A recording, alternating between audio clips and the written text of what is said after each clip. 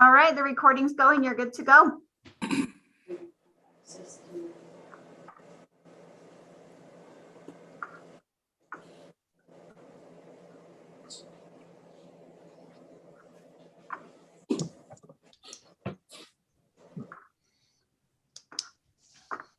All right, council, are we ready to get started this evening?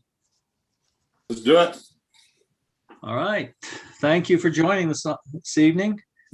Looking forward to a good meeting and I appreciate your input and all you do to serve the city. I'd like to welcome those citizens who have joined us this evening. Always appreciate their participation. So tonight, we'll start with the famous reading of the determination regarding public meetings without an anchor location. No, actually, we better back up one step and start with the invocation and pledge of allegiance. I believe we have a special guest this evening. Ryan, would you like to introduce our guest? I'm sorry, Rajan, I'm not sure I know if I pronounced your name right, but we have Rajan. Yep, just like he said. I apologize, I am not Hindu speaking, but we have a Hindu leader, and if you want to give your title, I can't see myself. Can you see me? No, your camera's turned off. No, my camera is on. So Katie, if you bump him to a panelist, then his camera should turn on for us. Yes, there we go. Rajan, thank you so much for joining us this evening and hopefully we can get the camera on here soon. There we go. Thank you so much. Yeah, now you can see me, no? We can. Okay. So should I start? Yes, please. I'm Rajan Z. I am president of Universal Society of Hinduism. And thanks to the mayor and council and the manager for having me for invocation for the great city. And I shall be reading in Sanskrit from ancient Hindu scriptures, some as old as 1500 BCE, then interpret in English. Om Bhuvah Swah Tat Savitur Varenyam Bhargo Devasya Dhimahi Dhiyo Yona Prachodayat. We meditate on the transcendental glory of the Deity Supreme, who is inside the heart of the earth, inside the life of the sky, and inside the soul of the heaven. May he stimulate and illuminate our minds. Astoma Sadgamya Tamsoma Jyotirgamya Mrityor Mamratam Gamya. Lead us from the unreal to the real. Lead us from darkness to light. Lead us from death to immortality.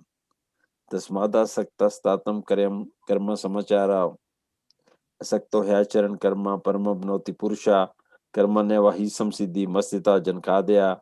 Loka Sangreha Mevapi Sampa Shankar Tumrahasi. Strive constantly to serve the welfare of the world. By devotion to selfless, one attains the supreme goal of life. Do your work with the welfare of others always in mind. Om Saha Navavtu, Saha Nomanaktu, Saha Viryan Karba Bhai, Tejasvi Navadita Mastu, Ma Bidvisa Bhai. May we be protected together. May we be nourished together. May we work together with great vigor. May our study be enlightening. May no obstacle arise between us.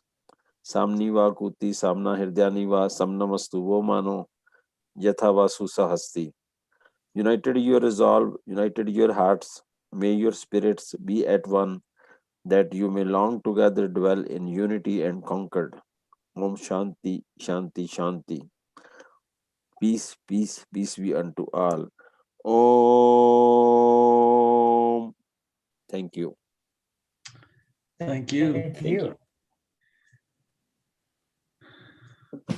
Will Rajan be leading us in the Pledge of Allegiance also, Ryan, or are you doing that? I'm not sure. Ryan will do it. Huh?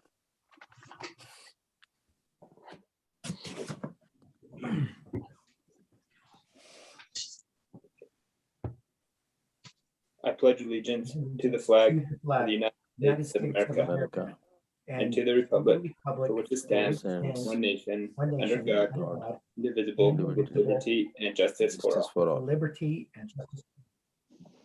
Jean, could you maybe just take an additional minute or two and tell us a little bit about your background for just a moment? We're pleased to have you with us.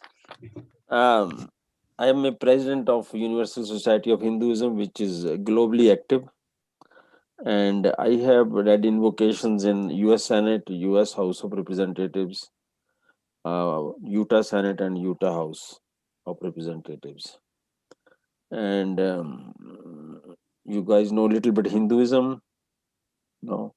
Okay, Hinduism is the oldest religion of the world and third largest. So number one is Christianity, number two Islam, number three Hinduism. There is no date of foundation. There is no founder also. I mean, no, there's no founder and no prophets. And no date of our scriptures also. So scholars will estimate us around 3000 BCE, and the oldest scripture is Rig Veda, which is around 1500 BCE, according to scholars. So this is about Hinduism, and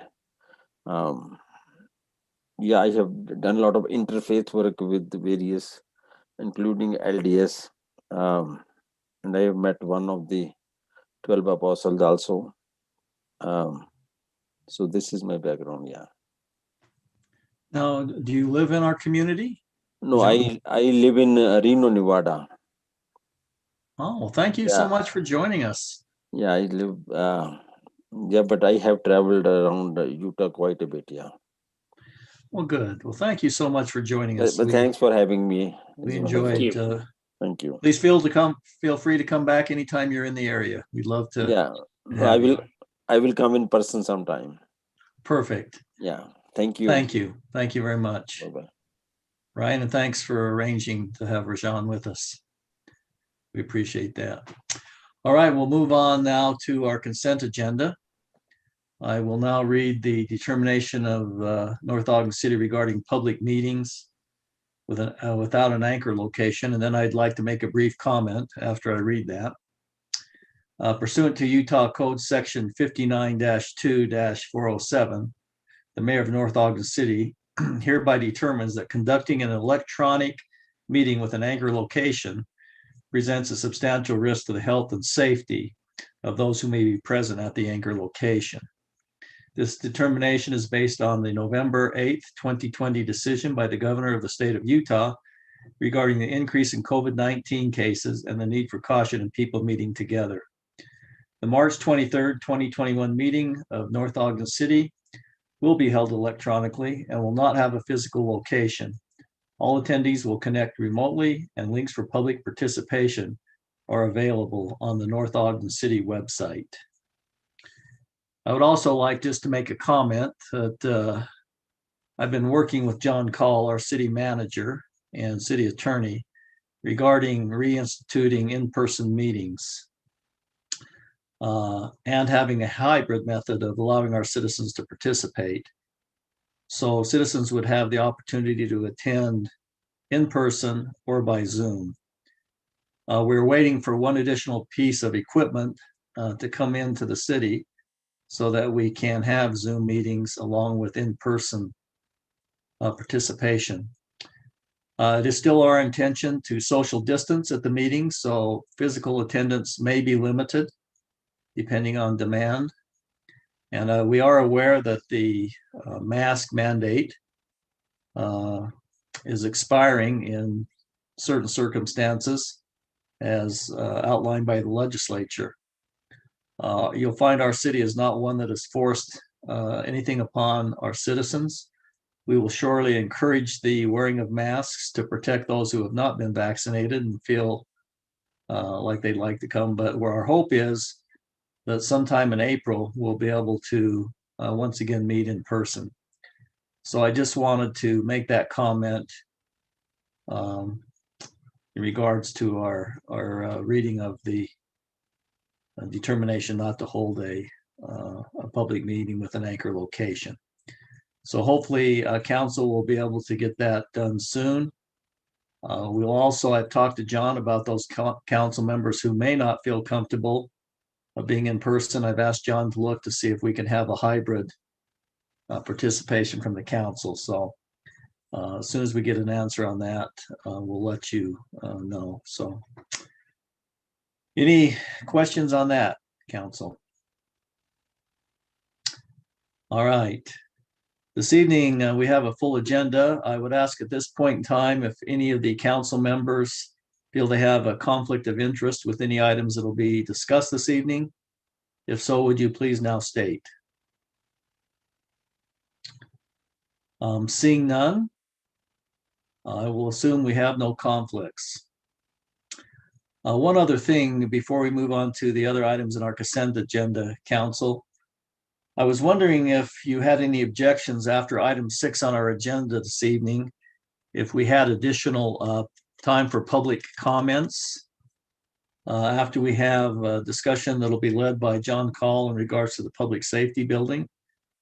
I think we've kind of asked the community to join in what we would call somewhat of a virtual discussion, open house type situation. Does anyone have any objections to having public comments after item 6?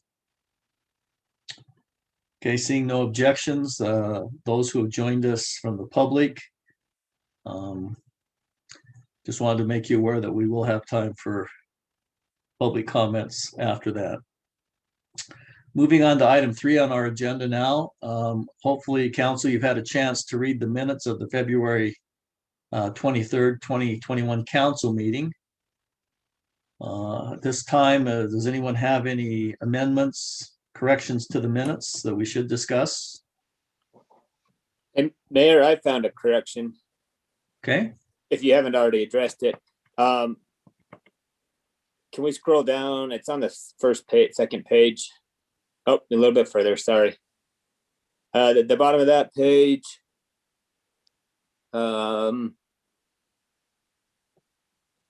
It says the paragraph, Mayor Berube stated that he has had conversions with state representatives. So you're converting some state representatives. I'm trying. Okay, then I'm good. That should be Or- conversations. It should be, so. That was a correction that paragraph was corrected as I read through the minutes. I think it's probably just an oversight when the Yeah, correction was made. So thank you, Councilman Barker. Although I will continue to try to convert some of the members of the legislature to the importance of local government. So, okay, thank you. If there are no other corrections, I'd like to have a motion to approve the minutes of the February 23rd, 2021 City Council meeting. Do we have a motion? So moved. Thank you, Councilman Swanson. Do we have a second? I second that. Second. All right, second. Any further discussion? All in favor of approving those minutes, please say aye. Aye. Aye. Any objections to approving the minutes?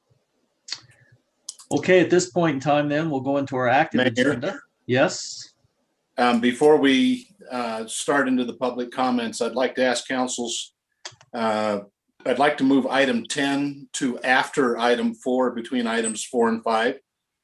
We have Ricky Hatch from Weber County Elections online with us, and he would like to participate in that discussion. So in recognition and respect for his time, if we could move that, council, I'd move that we move item 10 to following public comments. we have a motion to Councilman Swanson, second to Councilman Swanson's motion. I second I that. second. We have a second. Any further discussion? I think that's appropriate and good. All those in favor of moving item number 10 up to after our public comments, please say aye. Aye. Aye. Are there any opposed? Thank you, Councilman Swanson, for bringing that to our attention. We'll now move into our active agenda and we will seek public comments. Katie, if you could monitor chat and those who may have raised their hand that would like to participate with public comments at this point in time, please let us know. We did receive an email that I'd like to read on the record. It's Dear Yes, Mayor. I appreciate that. Thank you. You're welcome. Dear Mayor and City Council members, I am unable to attend tonight's meeting, but would like to request that the following comment be shared in the public comment section.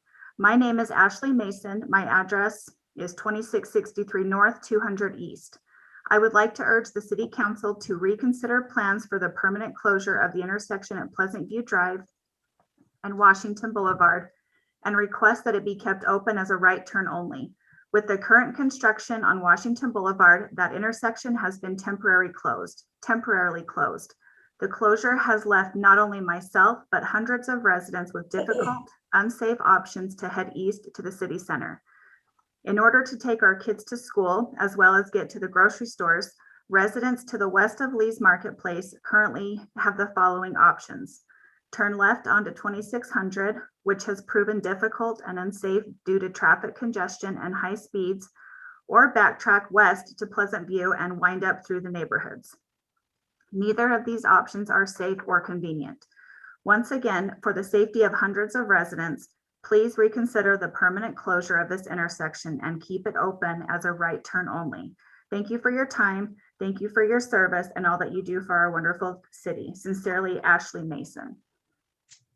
Thank you, Katie, for reading that. And we thank Ashley for taking the time to submit her comments. I did reply to Ashley indicating to her that there has not been an official vote to close Pleasant View Drive. The City Council has indicated their preference at this point in time that a public hearing must be held prior to the permanent closure, and also that we are seeking information on timing of a light at 300 East and 2700 North. We surely want to make sure we're providing safe intersections for our citizens. So just a brief update on that, but for the record, thank you, Ashley, for taking the time to express your opinion. Randy Wynn would like to make a comment. Okay, let's hear from Mr. Wynn. And Randy, if you would state your name and what city you reside in.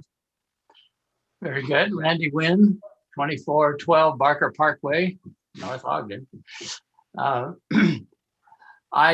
Just a quick comment. I agree with Ashley. I think a right turn would be good there to give the access to the people coming from that direction. I have another meeting I have to attend later on tonight, and so I would like to comment on the public safety building while I can here. I was reflecting back, thinking about this meeting to our public works building and the experience we have had in that process of building that. And I think we should plan for the contingency that our bonding plans would not be accepted. If we remember back in that case, the bonding plans were rejected twice by the city. And so we may have our citizens may feel the very same about this as they did then. And in so doing, I think we should plan that as a contingency and figure out how we would move ahead using our own funds and what we could develop. I mention this now as well because the budget process is a very important process in the city that is, I think, going on right now. And we did a good job in pairing our needs during the pandemic, and we may want to pair our needs a little bit in preparation in case we need our own funds to do this. And as we remember also, when we decided that we were going to go without bonding, we discovered that a good company, Lundahl, I believe, up in Logan, was able to come in at almost half the price of everybody else. And we afforded them a little flexibility, and they helped us do what we wanted to do and accomplish it at much less cost. I think we were projecting like $5 or $6 million and ended up with a little over $2 million. And I think the same thing might be able to be possible with this. even if it does mean that we might have to do it in a phase 2 or 3 to get it done. Anyway, I think now's the time to be thinking about that, and rather than put all of our eggs in a basket that may cost us more money, number one, and number two, may not come to fruition if the citizens vote it down. Anyway, those are my thoughts, and I hope that you will, as a council, will consider that seriously as well. And I know you've got good heads on your shoulders and can take that thought forward from there. I thank you very much for the time. Thank you, Randy. Appreciate you joining us. Brandon Mason has a comment. Okay. Brandon? Hi, I'm Brandon Mason. I'm 1114 East, 3300 North in North Ogden. I actually raised my hand on this prior to Mr. Wynn's comment because I don't have a comment on the public safety building. I don't know if that's needed or not, and I'll trust your good judgment on that. I do, however, think in general terms that a lot of times we get into a situation where we shy away from bonding because of the association that comes with debt. And I don't disagree that it is debt, but I do think it's a decent mechanism for a situation like this to pay for something like this, because either way, a building like that comes from our tax dollars, right? So what bonding does, in my mind, although it does cost us something, it actually shifts the payment of that utility to the people who use it, rather than a save and go approach where people could save and save and save and then move out of our city or die and never use the benefit, right? And we've saved the money up front. But when we bond and we pay it off over the next X number of years, then the people who are using it are primarily paying for that. And I feel like it's an equitable and fair way to do that. So I'm not saying we should or shouldn't bond, because it's more, I'm oversimplifying, but I do want us to consider that as a mechanism for this, because I think it's a real equitable way to pay for things. Thank you for your service. And I'm going to be making a comment later on one of your agenda items, so I'll bow out here. Thanks. All right, Brandon, thank you for joining us this evening and for your comment. Katie, are we seeing anyone else? Not at this time, Mayor. Okay, we'll just give a second, then we'll move on to item 10. Have you checked the chat, Katie?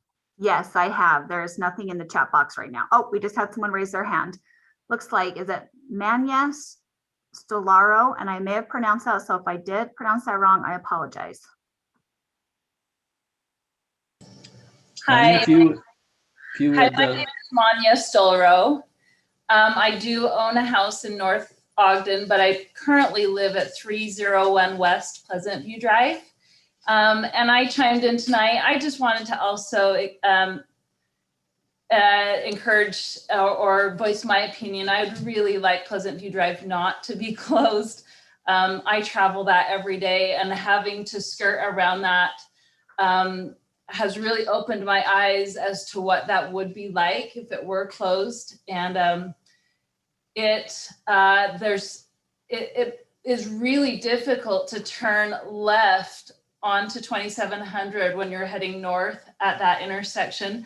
There's a lot of traffic right there, and it's hard to make that turn signal. There gets to be so many cars there, and I think if you close Pleasant View Drive, it will just add that much more traffic there.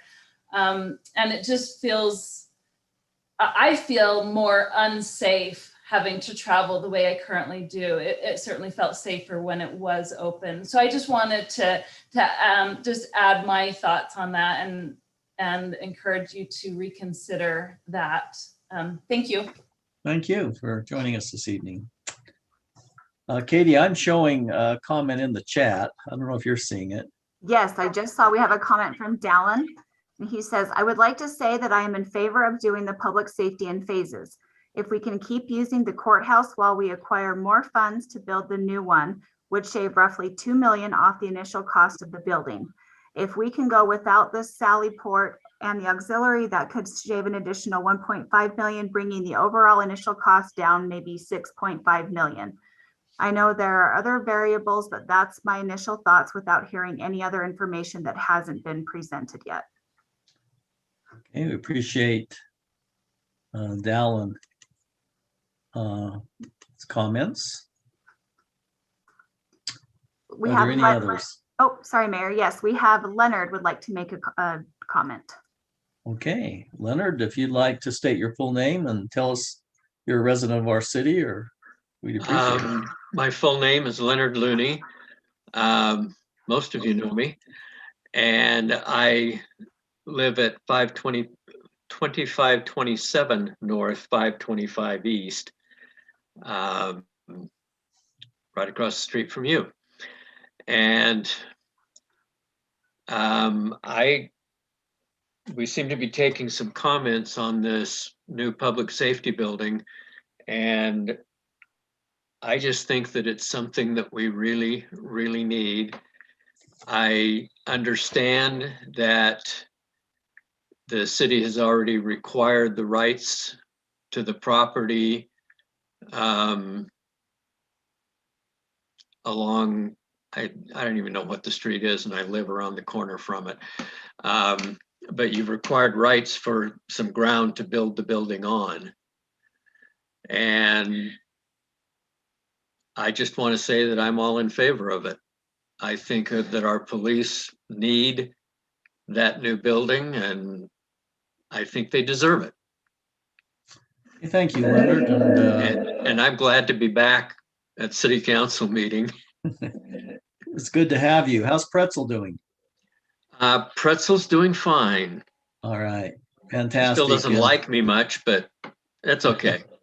That's good. And once again, I know we've taken some comments on the public safety building now. I know some had to leave early, but thanks. And we will once again open up for public comments after item number 6. So with that, let's go ahead and move to item number 10, which is a discussion or action regarding ranked choice voting. Katie Gerard, our city recorder, will be updating us on that. We have Ricky Hatch, and we're grateful he joined us tonight from Weber County. So let's proceed, Katie.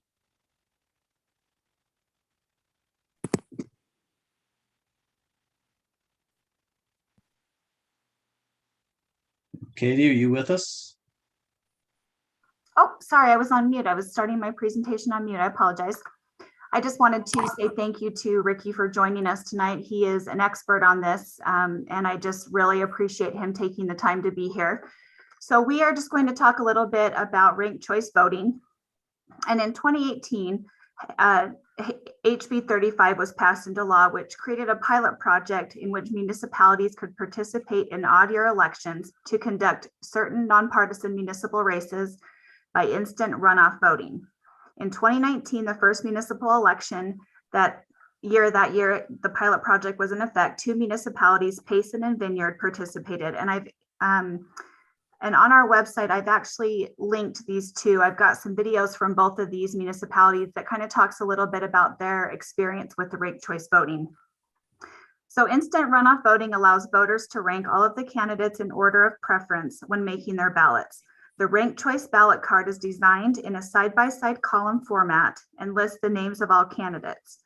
This format allows a voter to select a first choice candidate in the first column, second choice candidate in the third, and the third choice candidate in the third, and so on. With ranked choice voting, if a candidate receives the majority of the first choice vote cast for that office, the candidate will be elected. However, if no candidate receives the majority of the first choice votes cast, an elimination process begins.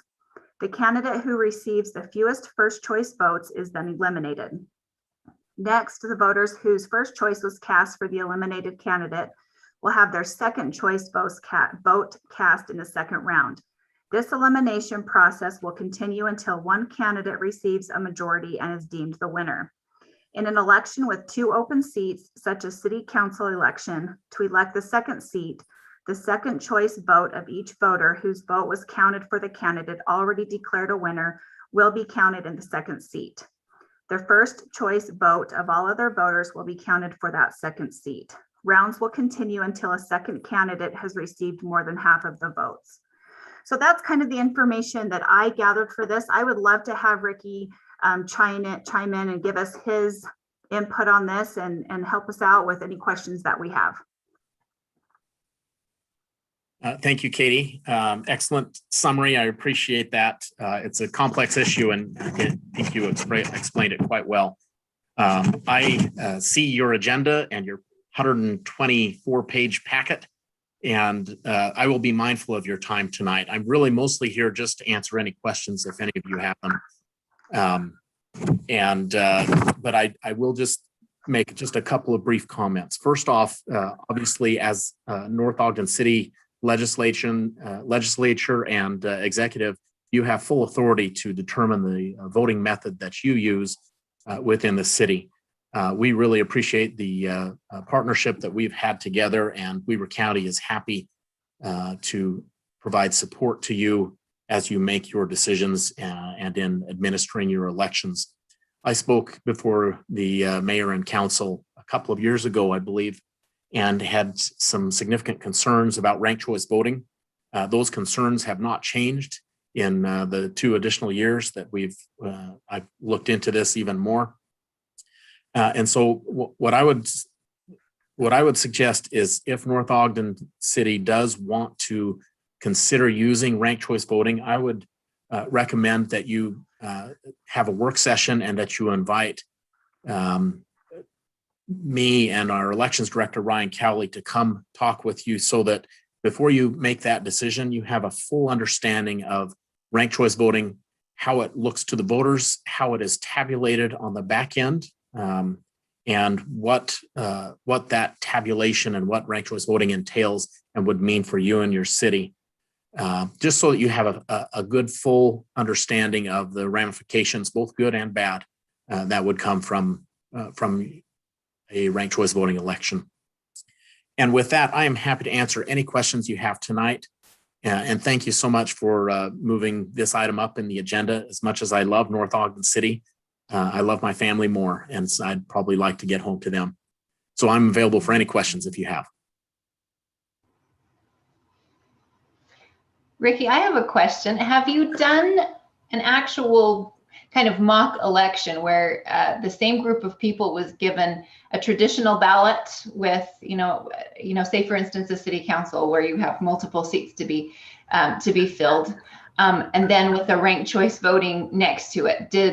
If they're going to vote essentially the same way, they're going to vote for the same people versus with the ranked choice voting, did it change? That's an excellent question, Councilman Ekstrom. I have not personally done that. What we have done is looked at locations that have used ranked choice voting, and primarily Minneapolis and the Bay Area in California, as well as Maine for the past couple of years. And we did some analysis, not comparing what it would have been ranked choice versus regular, but comparing ranked choice voting results in the first round and then the results in the last round. And our analysis showed in the 11 years of data that we collected, the outcome, the winner in the first round was the winner in the last round in 97% of the races. In 3% of the races, that changed. That's probably the closest thing I can come to what you're asking. Okay, Thank you, Ricky. Thanks, Councilwoman Ekstrom. Ricky, and you do have your priorities right. Family is always first, so we don't want to keep you, but we appreciate the offer. We just wanted to make sure that our citizens were aware of this potential opportunity, and I do agree that it would take some additional study and discussion. So hopefully we can invite you back at the appropriate time to discuss. I believe, if I read your opinion, you were not one that favored this. Is that correct? That's correct.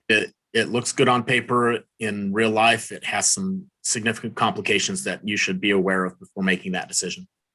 Yeah, so we would value your time at the appropriate date.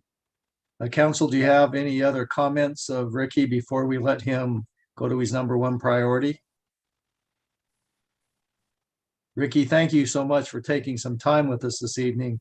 We do look forward to getting some additional information, and hopefully between now and the time we invite you back, we can get some citizen input, and we can also put together a list of questions that you may help us with as we familiarize ourselves with this concept. So be safe on your way home. And thank you for joining us, and thank you for your service to the citizens of Weber County. Thank you so much. I'm happy to help. Have a good Thank night. you. Thank you. All right. With that, Hey. council. Pardon, was there a comment? Mayor, Is that you, Councilman Swanson? it is. Given that this is a discussion and or action item, I'm going to move that we not use ranked choice voting for this year's election.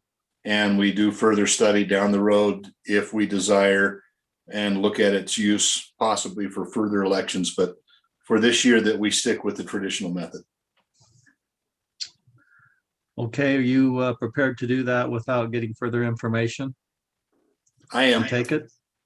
Yeah, based on what Ricky told us 2 years ago and where we are now, and the reading and the research that I've done on my own, I agree with the conclusion that there just isn't an advantage. For the council to take all that information, have a public hearing, and then make a decision on if this should come in and what the zone would be for it to come in. Currently, they're requesting the R18 zone. There's the subdivision just west of this property. So it's technically one property away between this property and the subdivision, but that subdivision is all R18, kind of on the, it's right on 1700 North and up towards Green Acres Elementary School. That most of that is R18. So that is what they've asked for, but in general, the purpose is just for the council to formally accept the petition and that will start the process of all the notices and hearings and things. Okay, thank you, John. Council, do you have any questions for Mr. Call?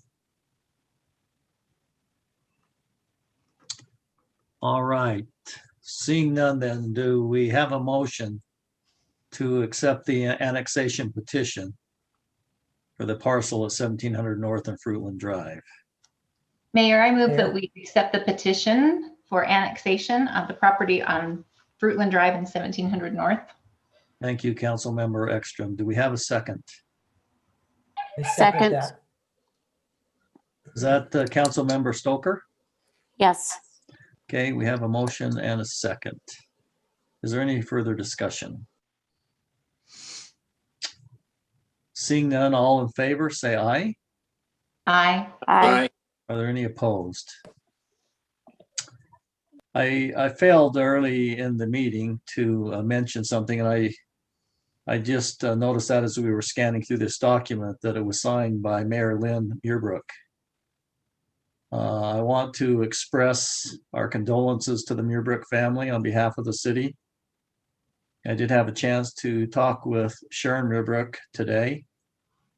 It's a great loss to our community, and just want the Muirbrook family to know that our thoughts and prayers are with them as they grieve through this significant loss. So I failed to acknowledge that as we started the meeting. But surely wanted to do that. I know that Lynn made many contributions to our city, and it's always hard to lose a great leader. There was some inquiries if we could fly the flag at half staff. But as many of you know, probably better than I, that can only be done by order of the President of the United States or the governor of the state in which we reside. So we do acknowledge his passing, but unfortunately we cannot lower the flag as some have asked. So, all right, let's move on to item number 6, which is a discussion and our action on our public safety building. Our presenter will be John Call, our city manager, an attorney, and assisting him will be Chief Dirk Quinney, our police chief in North Ogden. And as mentioned earlier and approved by the council, we will be taking public comments after Mr. Call's presentation. So John, if you would proceed, we'd appreciate it. Thanks, Mayor. So we also do have Mark Anderson with Zions Bank here, who will do a little bit of a presentation about financing when we get to that point. Katie, you could probably move him to a panelist at some point between now and then. But council, many of you are, well, all of you are aware, this has been a discussion with the council for several months and, over a year, focusing on what's the future of the North Ogden Police Station look like? Where is it at? Where do we want to be? And to that end, we've done some legwork, some studies, some site visits. I believe that most of you and the Public Safety Committee that was organized have spent some time visiting facilities from St. George and Washington City, all the way up to Heber and Kaysville and, some of the surrounding places as well.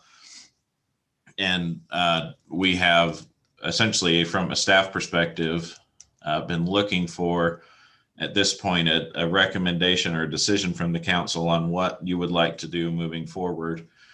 We're kind of at that point where the Public Safety Committee has recommended that the city look at constructing a new facility to allow for expansion and most importantly, the enhanced safety of our officers, our court staff, and our residents who are visiting the facility, whether voluntarily or not, and to look at exactly what a modern public safety facility should look like.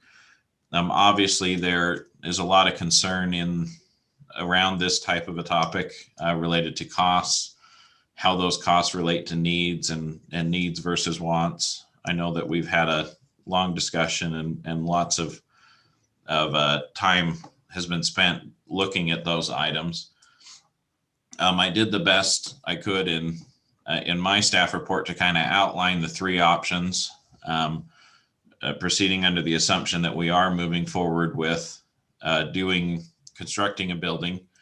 I haven't spent a lot of time focused on how the actual construction would occur, but mostly on the financing of the building, because I think, as the mayor explained in our last meeting on this topic, the goal is to utilize what is a modified version of a construction manager general contractor approach is, where it's not a situation where you hire an architect, they design a building, and then you go out to bid with contractors, but it's a situation where the city would hire a team, whether it's a contractor with an internal architect or a contractor and architect together as a team, and then work on value engineering a building to achieve the greatest benefit at the least cost. And several communities have found a lot of success in that approach. And the reason I didn't focus on that is I think that the council really needs to look at which approach they'd like to do for financing this project. The options we have are a cash option, where the city council would need to set aside a certain amount of funds every year to construct this building. I believe one of our public comments or a couple of the public comments talked about the option of phasing this construction and paying for it with cash as we go. That is always an option and something the council can consider. There would obviously be some programming deficiencies or issues in that type of an approach. It obviously would also not be impossible. A good example is our current building, was once about a third the size of it is now, and it's been expanded and added onto over the years to facilitate originally back when the city was first, I guess it wasn't the first city building, but when it was first built, it held the police, the administrative offices, the council chambers, and all that. And then in the 90s, when the council chambers moved to the current facility, the current city hall, it was turned over entirely to the police. And there was an addition, I believe, added on at that time to add some additional offices in the back. for police. And based on our review of the facility and our recommendations, the building has reached its useful limit. And so the idea being that we could look at it as a phased approach again, although I think in general, because of seismic restrictions, we would need to be planning on abandoning the original facility because it would not survive a major earthquake, or some might even argue a minor earthquake. And so that's one of the options that could be available with cash. As we've looked through the information and the funds on hand, we are fairly confident that we have roughly $2 million or more as available cash on hand to put towards the project to kind of jumpstart it. There might be more funds available, though that would probably require the council dipping further into our general fund, rainy day fund, and also potentially eliminating the entire balance of our capital projects fund.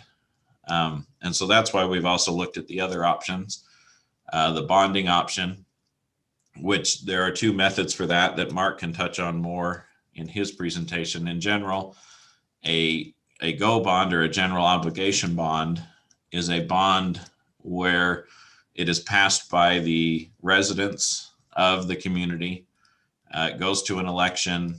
The rates are typically a little lower than the other bonding sources. And the pledge for the revenues for that bond is property tax. And so the city council would, by recommending that bond being approved and that bond passing in the election, it would then impose a property tax to pay that bond off. And the city council, or some cities have, when they've utilized a general obligation bond, have taken the approach where whatever the bond payment is that's being added on property taxes, then reduced on the regular property tax for cities, so that the increase or the impact on residents as far as the property tax is net neutral. That's one option. The other option is what's called the revenue bond, where this one does not require to go to the general populace or the general residents of the community for a vote. And the council has the option of pledging any of their funds, meaning any property tax or sales tax funds. Some cities have other revenue sources they pledge as well, but those are two of the most common revenue sources, and sales tax is probably the most commonly used bonding. And then there's also an option potentially for just a loan like most of us see, where the city would put up some collateral and get a commercial loan to construct the building.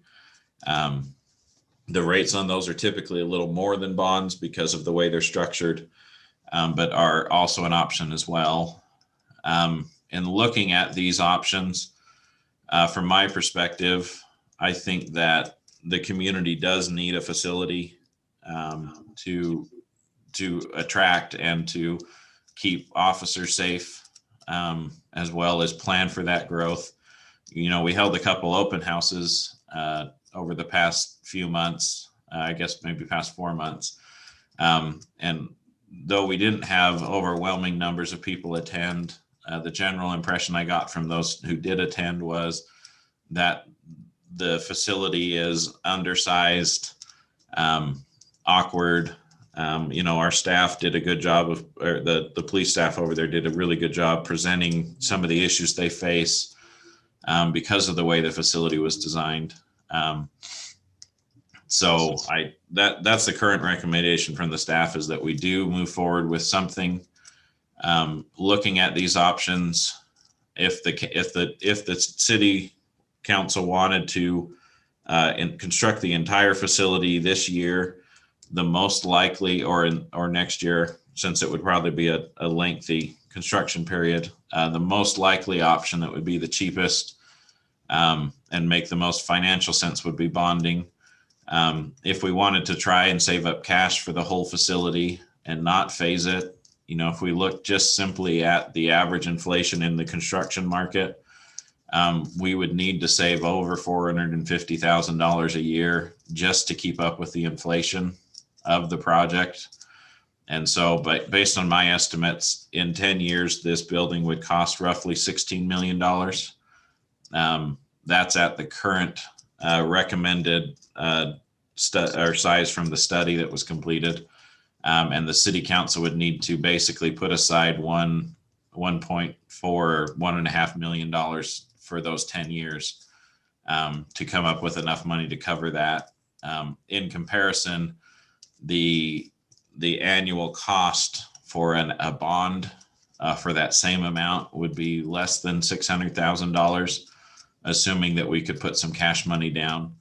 I would indicate in my bond section here, this bullet point that was in the staff point or the staff report, I made a mistake in that I was using a bond par amount or the bond loan amount of $10 million as my estimate, showing that essentially if we did a $10 million bond, the cost would be almost $12 million by the time you took financing and everything into case.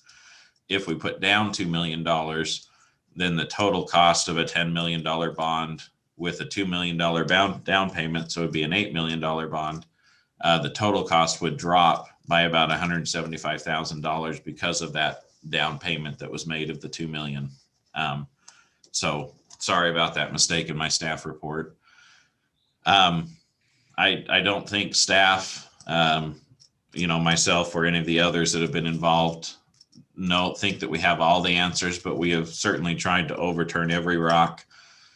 We've looked at options from moving the police station to different locations, looking at contracting with the sheriff's office, looking at different options for the court, for some of the excess space that's in the building. And by excess, I mean the space that we don't have now.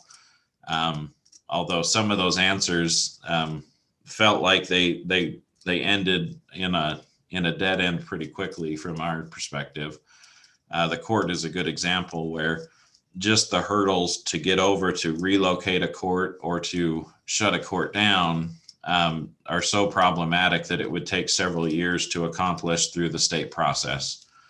And Laura and Judge Lambert have been extremely helpful in helping staff, and I think, the presentation of the council and the Public Safety Committee to really understand some of the loopholes that are some of the hoops that we'd have to jump through. And so because of that, at the current point, I'm supporting the idea that the council move forward in one way or another with the JRCA recommendation of a new facility with the types of items that are in that report, though once the council makes that discussion or that decision, I think obviously there would continue to be Public Safety Committee meetings and involvement with the council on exactly what all those details are, exactly what the costs are. And like I said, with what the mayor was proposing and recommending on the contractor approach to look at ways to really value engineer this facility, so we really are getting the best bang for the buck and we're not building a Taj Mahal. I know that those of you who know me know I don't like to talk as long as I've been talking. And that's part of the reason I've been stumbling over myself a little bit. But I do know that, Chief Quinney, who I know has prepared a little thing or some information for the group, for the council and the residents, as well as what Mark Anderson with Science Bank has put together to help kind of provide some information to the council and the residents. And then I think as we get some of the feedback during the public comment section related to this, I think it'll help us better understand the concerns, and hopefully by the end of this discussion in the public comments, the council has an impression of which direction they'd like to head as far as this facility, whether we're moving forward, and if we are moving forward, how we're moving forward. So if you're okay, I'd like to turn it over to the chief, and then when the chief is done, over to Mark to kind of talk more about the finances, and then we can go from there, Mayor.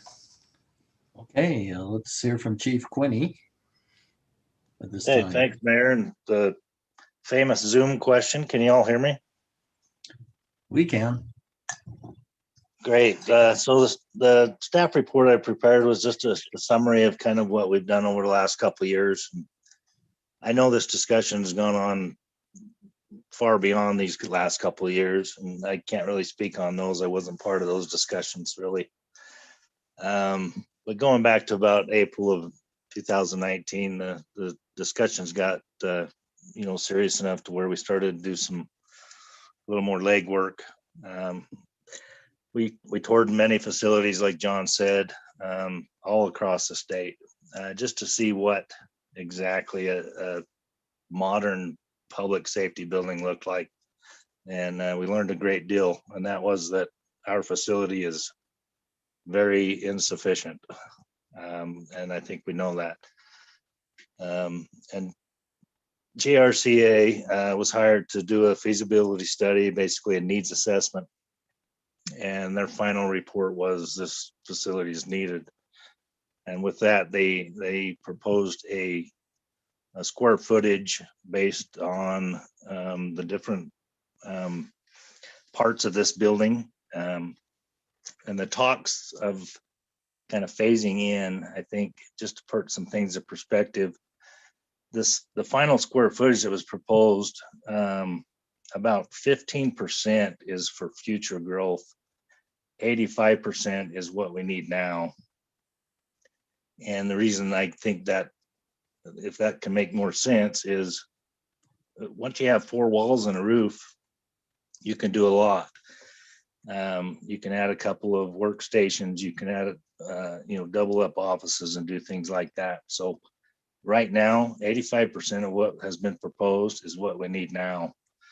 And in my opinion, critically, when we talk about safety and functionality, we ask our staff to do a difficult job, and I think it's my job to give them the resources to do that job. And I think that's what this does. The 15% for addition is, to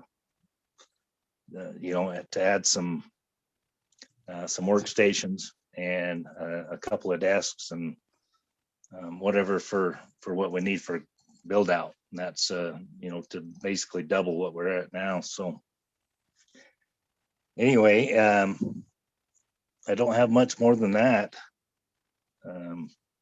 As far as financing goes, that's up to the financial experts. I can just tell you, I know the needs there, and however we need to get there, my objective is to give my staff the resources they need to do the job. Thank you, Chief, for your comments. I've felt your passion about this since I became involved early in 2020. And it's amazing, I guess, how long this decision has been kicked down the road. I believe this discussion was taking place as early as 2016. And I think that might be one of the biggest areas of question for the council tonight. Okay. Mayor Let's Berube proceed. and council, thank you for the opportunity to address you. I come from a unique perspective because if any of you have been through the Heber City Public Safety Building, I was the city manager at the time that was constructed in 2014, and I'm very proud about what we were able to accomplish there. John had made mention of loans that might be available from state agencies, and because of we were not on the Wasatch Front, we were able to apply for funding from the Community Impact Board and obtain a 30-year 1.5% loan, which I think Brandon, one of the, so just real quickly, the POTA for the last few years. If you can risk inflationary costs. Grants are great if you can find them. Not mindful of any that would be that North Ogden would qualify for. It allows you to complete the project immediately if you can fund it 100% through grants, but there's oftentimes restrictions and conditions for how the grant funds are used. Debt financing, which I would encourage you to look at as a tool, is it matches the project with those that use it, pay for it. You get it completed immediately, but it does require payment of interest. And I would indicate that interest rates have been trending upwards since the middle of February. We're probably 30 or 40 basis points or 0.3 or 0.4% higher than we were in the last 30 to 45 days. But we're still at historic low levels for borrowing. So John, next slide. So just basically, bonding is where the city as issuer would issue bonds, and in turn they would get funds from investors that would be used to construct a project, in this case a public safety facility.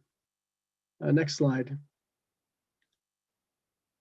So these are the most common ways that public safety bonds, that public safety facilities are bonded for.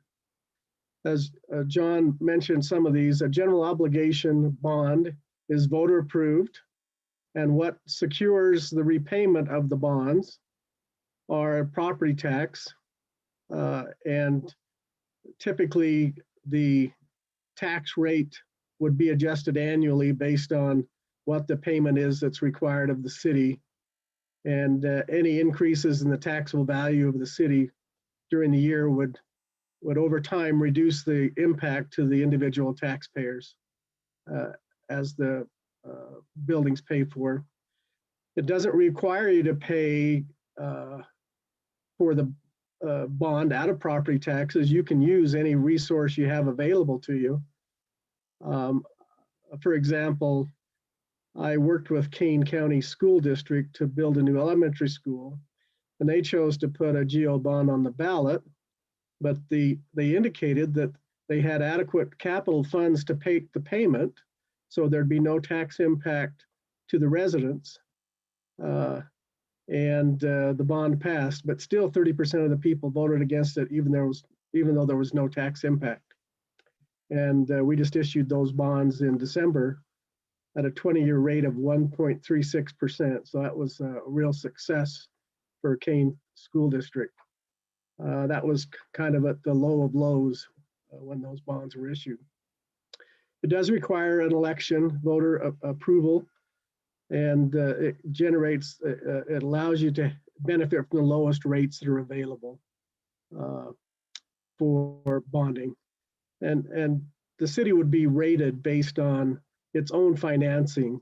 So you can have a B+ rating all the way to a AAA rating. And so, but it would be the lowest rate that would be available to you based on your bond rating. The second type of bond is an excise tax revenue bond. Most common excise taxes are sales tax and franchise tax, municipal energy taxes. Those are taxes that can be pledged to guarantee the repayment of the bonds. But once again, it doesn't require you to use that as the repayment source. If you had other sources of income that made more sense within your own finances, you could use those funds to repay it. But the bondholder needs some guarantee that you have the wherewithal to repay this with existing revenue sources that you have. That's done by resolution adopted by the council. And the interest rate that you would pay would be higher than a general obligation bond. In today's market, that would be probably 5 or 10 basis points, or 5 or 0.1%. I think we ran some scenarios a few months ago for John that estimated that difference of about 0.06%, and over a 20-year term on $10 million, that was about $85,000 more. So a little over $4,000 more a year to go that route. Then lastly, the lease revenue bond. is something that would require the creation of municipal building authority or local building authority. What happens is the council creates this authority of which they are the board of as well. The authority would issue the debt and they would enter into an agreement with the city whereby they would lease the building and promise to make annual payments for the building. Because this is subject to annual authorization, the collateral for the loan is actually the building in this case. And if for some reason the city chose not to make the payment, the building would be taken over by the creditors. Once again, there's no any legal source of how you pay for that is any of the resources within the organization. It's done by resolution, and the interest rate is probably, again, another 5 to 10 basis points higher than a excise or sales tax revenue bond. In Heber City's case, we pledged sales tax revenues, but the council actually increased the property tax rate by about $300,000 a year that covered the majority of that payment. But the revenue pledge was sales tax. Let's go to the next slide. So here are the advantages and disadvantages of the different bond types. As we mentioned, general obligation bonds provide the lowest interest rate. It doesn't necessarily impact existing city revenues because you have the ability to increase property tax rates sufficient to make your annual payment. You could go to the public and say, we'd like to authorize a GO bond and we're only going to raise your tax a percentage of what our payment would be. If you had other sources that you could commit to that. And like say in Kane County's case, they said they would not raise taxes at all, but that's difficult to do in most cases. Moving on, the tax impact to taxpayers decreases, the taxable value increases, and allows for voter input, which I know is very important to you as elected officials. The disadvantage of holding a general obligation bond election is you can only do it once a year in November of each year. They're hard to pass. The higher the tax impact, the lower the likelihood that it will pass. If the bond election fails, the city will still has to move forward, may still have to move forward the project. And so oftentimes that leaves elected officials in a dilemma as to, well, the city's citizens have just said, we really don't want to fund a public safety building, but when you have a need that's so obvious, sometimes you still have to move forward, and it's not a popular process to have to go through. And it allows for voter input. And the reason we put that is because it's very difficult to educate people about the need. And secondly, some people are just opposed to increases in taxes and will never vote for it regardless of the need. And so there's a really kind of a 30% that won't vote for anything, and then you've got to convince at least 50% of the others that the need's valuable enough that the city residents will support it. Go to the next slide, please, John. So this is the advantages to issuing excise or sales tax revenue bonds. North Ogden has a good commercial base and good sales tax revenues, and so you wouldn't have any difficulty in meeting the coverage requirements to issue bonds. Usually what we're looking for is a minimum of 2 times coverage, which is that your sales tax revenues would be at least twice as much as your annual payment, which you more than exceed. It's seen as a reliable source of revenue and demands still a competitive interest rate, and it's authorized by a resolution adopted by the council. The disadvantages, is if you pledge your sales tax revenue for a project, it makes it unavailable for other projects that the city may have need of. It doesn't generate any new revenues as a property tax, a GO bond does. And it does have a higher interest rate than a GO bond. Okay, next slide, please, John. And this is the final one, the lease revenue bond. The advantage is it doesn't pledge a specific revenue source, and which provides more flexibility for the city to fund other projects if they see that they need their sales tax to address say a road project or some other project of importance in the community.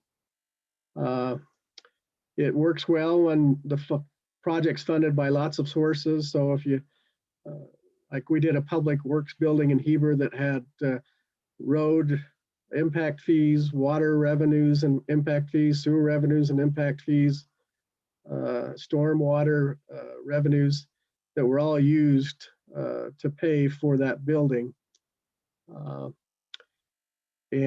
So when you have several sources paying for that, that works well. And once again, it's authorized by resolution by a building authority that would have to be created by the city if they don't already have one, and the city council. The disadvantages are the lease is subject to annual appropriation, which means the interest rates are going to be higher because the revenue pledge is not as secure.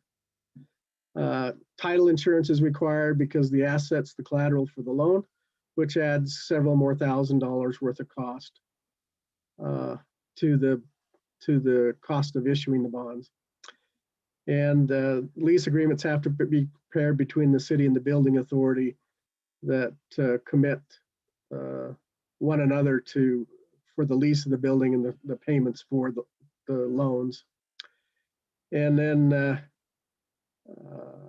lastly, it doesn't generate any new revenue stayed in the payment of the debt service. So what questions might I answer about those things I've shared with you? Council, what questions do you have of Mark? We'll try to do this in an orderly fashion. Are there any questions? Mark, you did a great job, I think, very clear and concise, but I want to make sure that we provide opportunity for the council. Council Member Ekstrom, I noticed that you unmuted. Do you have a comment? I just have a question. So I'm assuming that North Ogden has an excellent bond rating. Am I correct in that, and assuming that? I would assume that you would have a bond rating in the AA range. You will never have a AAA bond rating with the size of city that you are. But a well-managed city that has decent reserves and a good history, a city of your size would typically be in the AA range. We just did a bond rating for Syracuse City and it had a AA rating. In fact, we sell bonds for them tomorrow. But that's respectable for a community of your size. And Utah has very well managed government entities. Okay, fantastic. What are our current rates, both for general obligation and revenue bonds? What are they running at about right now? For let's say for a 20-year deal, I'm guessing it would be between 1.9 and 2.1% right now. Okay.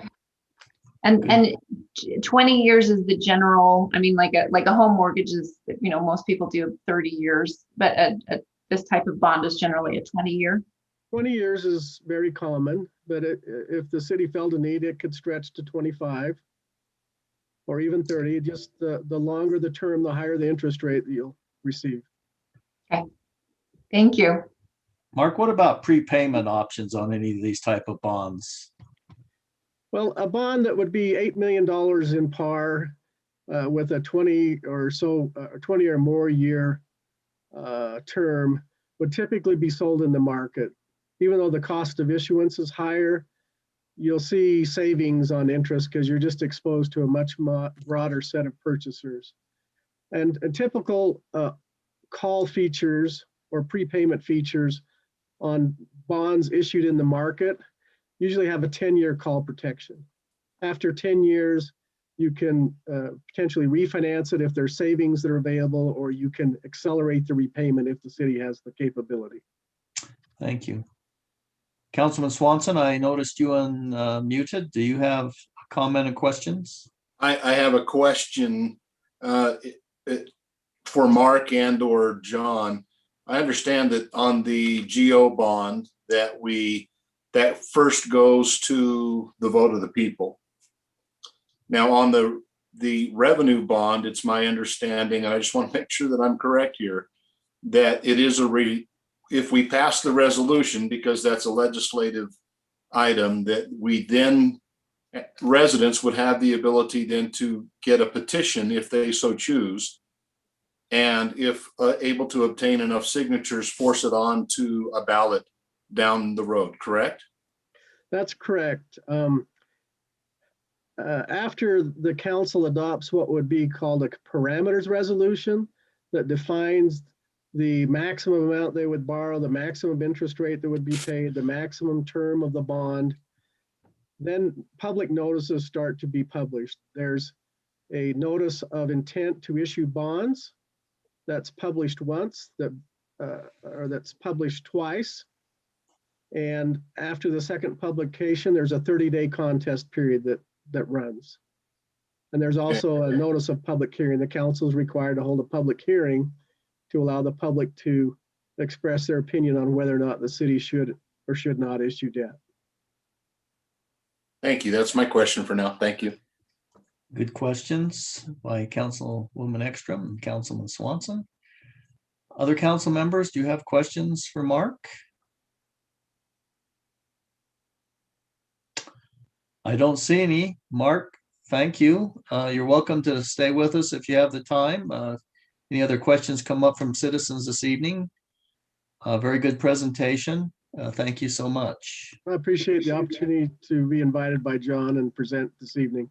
We look forward to working with you in whatever way that you choose to go. Well, and you bring expertise from both sides, having been a city manager and now working for Zions. So we appreciate that knowledge. It's fun to have both perspectives. I think I know what it's like to fund one of these buildings. Yeah. And we luckily had some other more favorable options to pursue from a financing side. Because okay, thank you. Oil trucks from the basin coming through Heber, they were sympathetic to us. Thank you. Well, as we all know, the safety of our citizens is top priority. So I think our citizens understand that. Council, do you have any, I'd like to make a few comments, but I'd like to hear from you first if you have any additional comments before we open it up for public comment. Councilman Swanson, if I seen correctly, you unmuted, which means you must have it. I thought it was interesting that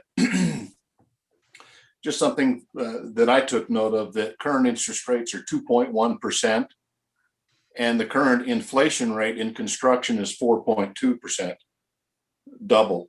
So if we were to borrow the money and be paying for it, we'd be, in a sense, we'd be accruing less costs over time in trying to save that money going down the road. We'd have to, like was mentioned, on a $10 million, we'd have to be saving $420,000 a year just to cover the increase in construction cost on an annual inflationary rate. And interest rates at 2.1% is absolutely unheard of. That's just, it's crazy. So, and just to reiterate, as I have in the past, I favor the revenue bond. We were elected to make hard decisions. This is not a swimming pool or some other entertainment feature that we would be bonding for. It is a safety need, and a direly needed one that's been kicked down the road for too many years. Noting that it doesn't eliminate the ability for the residents to have a vote if they so choose. And I'll just leave it at that. If the residents decide that they want a petition and they are able to garner the signatures necessary and meet all the parameters, then it goes to a vote. And we can move on from that point. So I would favor the revenue bond. Okay, thank you. Councilman Barker. With what Councilman Swanson said, and I'm sorry, John, but when you said it's through the roof, I'm still involved in construction. I'm doing only good for less than 30 days, and then they are no longer good because the costs are going up so much. If we try to save and pay for cash, it will be more than the 16 million, in my opinion. It will be double what we are now. And I had a conversation with Chief Wade from the fire district today. We built our fire station up on Pleasant View about 4 or 5 years ago, and it was roughly $3.5 million. If we build that today, we'd be at 6 to 7 million. Costs are doubling faster than we can save money.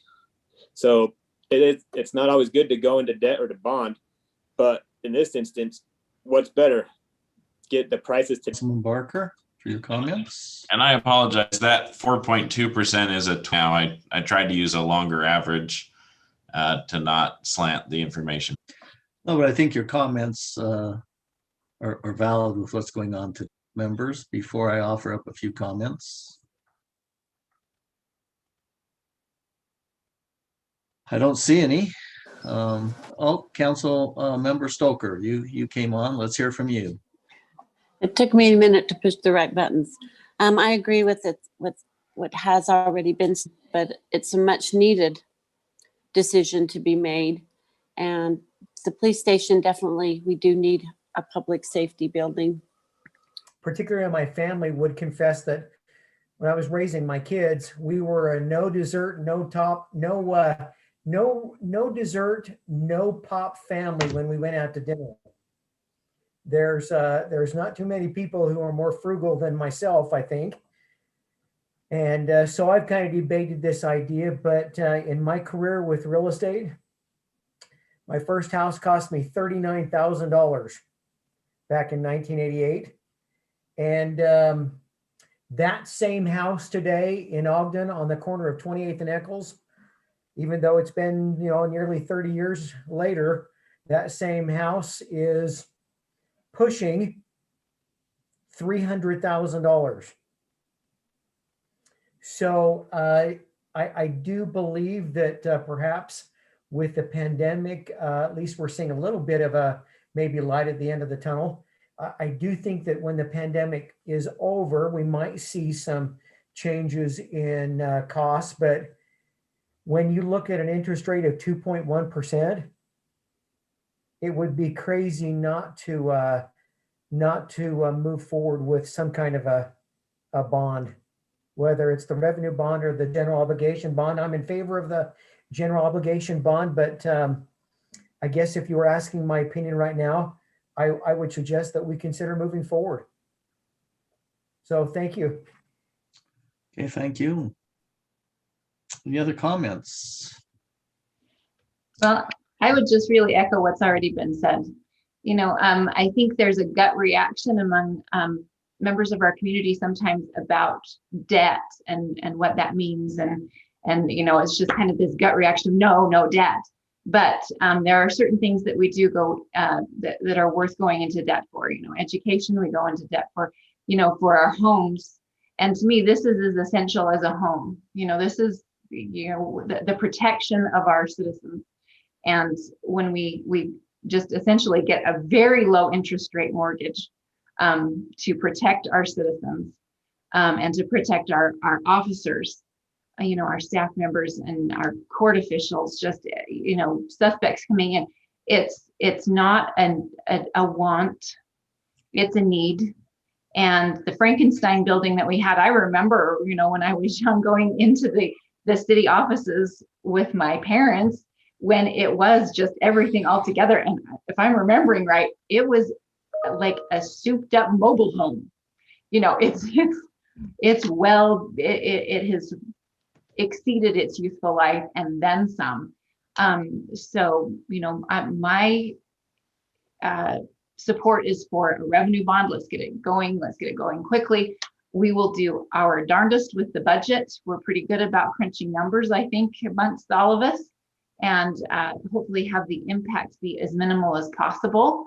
But I also know that as we stretch the payments out, then it's not everybody that's lived in North Ogden and has scrimped and saved has to pay for it up front. Then, those that are moving into the city will actually contribute to the benefit that they are going to be getting from having that obligation extended out. So that's where I stand. Thank you, Councilmember Ekstrom. Any further comments before I add my comments? Thank you, Council. Appreciate it. This is a significant decision, probably the largest expenditure the city has ever made. As you know, you have the authority to make this decision. From the start, I've always talked about a general obligation bond. I believe that the citizens do have the right to speak, but I understand the financial ramifications of delaying that to the election. Like many of you, I was shocked with the price when it came back at 11-point-odd million. John, Call, and myself have met with a contractor who has been instrumental in the building of 4 or 5 public safety buildings in our state. Happens to be a citizen of North Ogden who is very concerned about him paying taxes and understands, and looking at the building, that it is not a Taj Mahal. It's basically meeting the needs of a police force that is the size of our city. I think we all recognize that at some point in time, a decision is going to have to be made, because this building does not allow for growth in our city to provide the public safety that we all expect and demand in North Ogden. I think it's quite obvious that the city could never save the money to do this. We've had numerous comparisons to the public safety building. I think, as Councilman Severing stated in an email I saw, that it's trying to compare apples to oranges. We have sought out and will continue to seek out kind of a design build concept, even though it's got a different twist. But since that public safety building was met, the city has spent significant amount of money on certain projects, and we have commitments for other projects. I have worked very closely with Councilman Swanson and the Finance Department to try to garner up available funds to make a down payment, so that we don't totally burden the citizens with the maximum amount of bonding. Also, we have worked very diligently, and we think we've made some great progress on looking at our budget process and historical revenues over expenditures that have gone into the general fund and have got into the capital projects fund.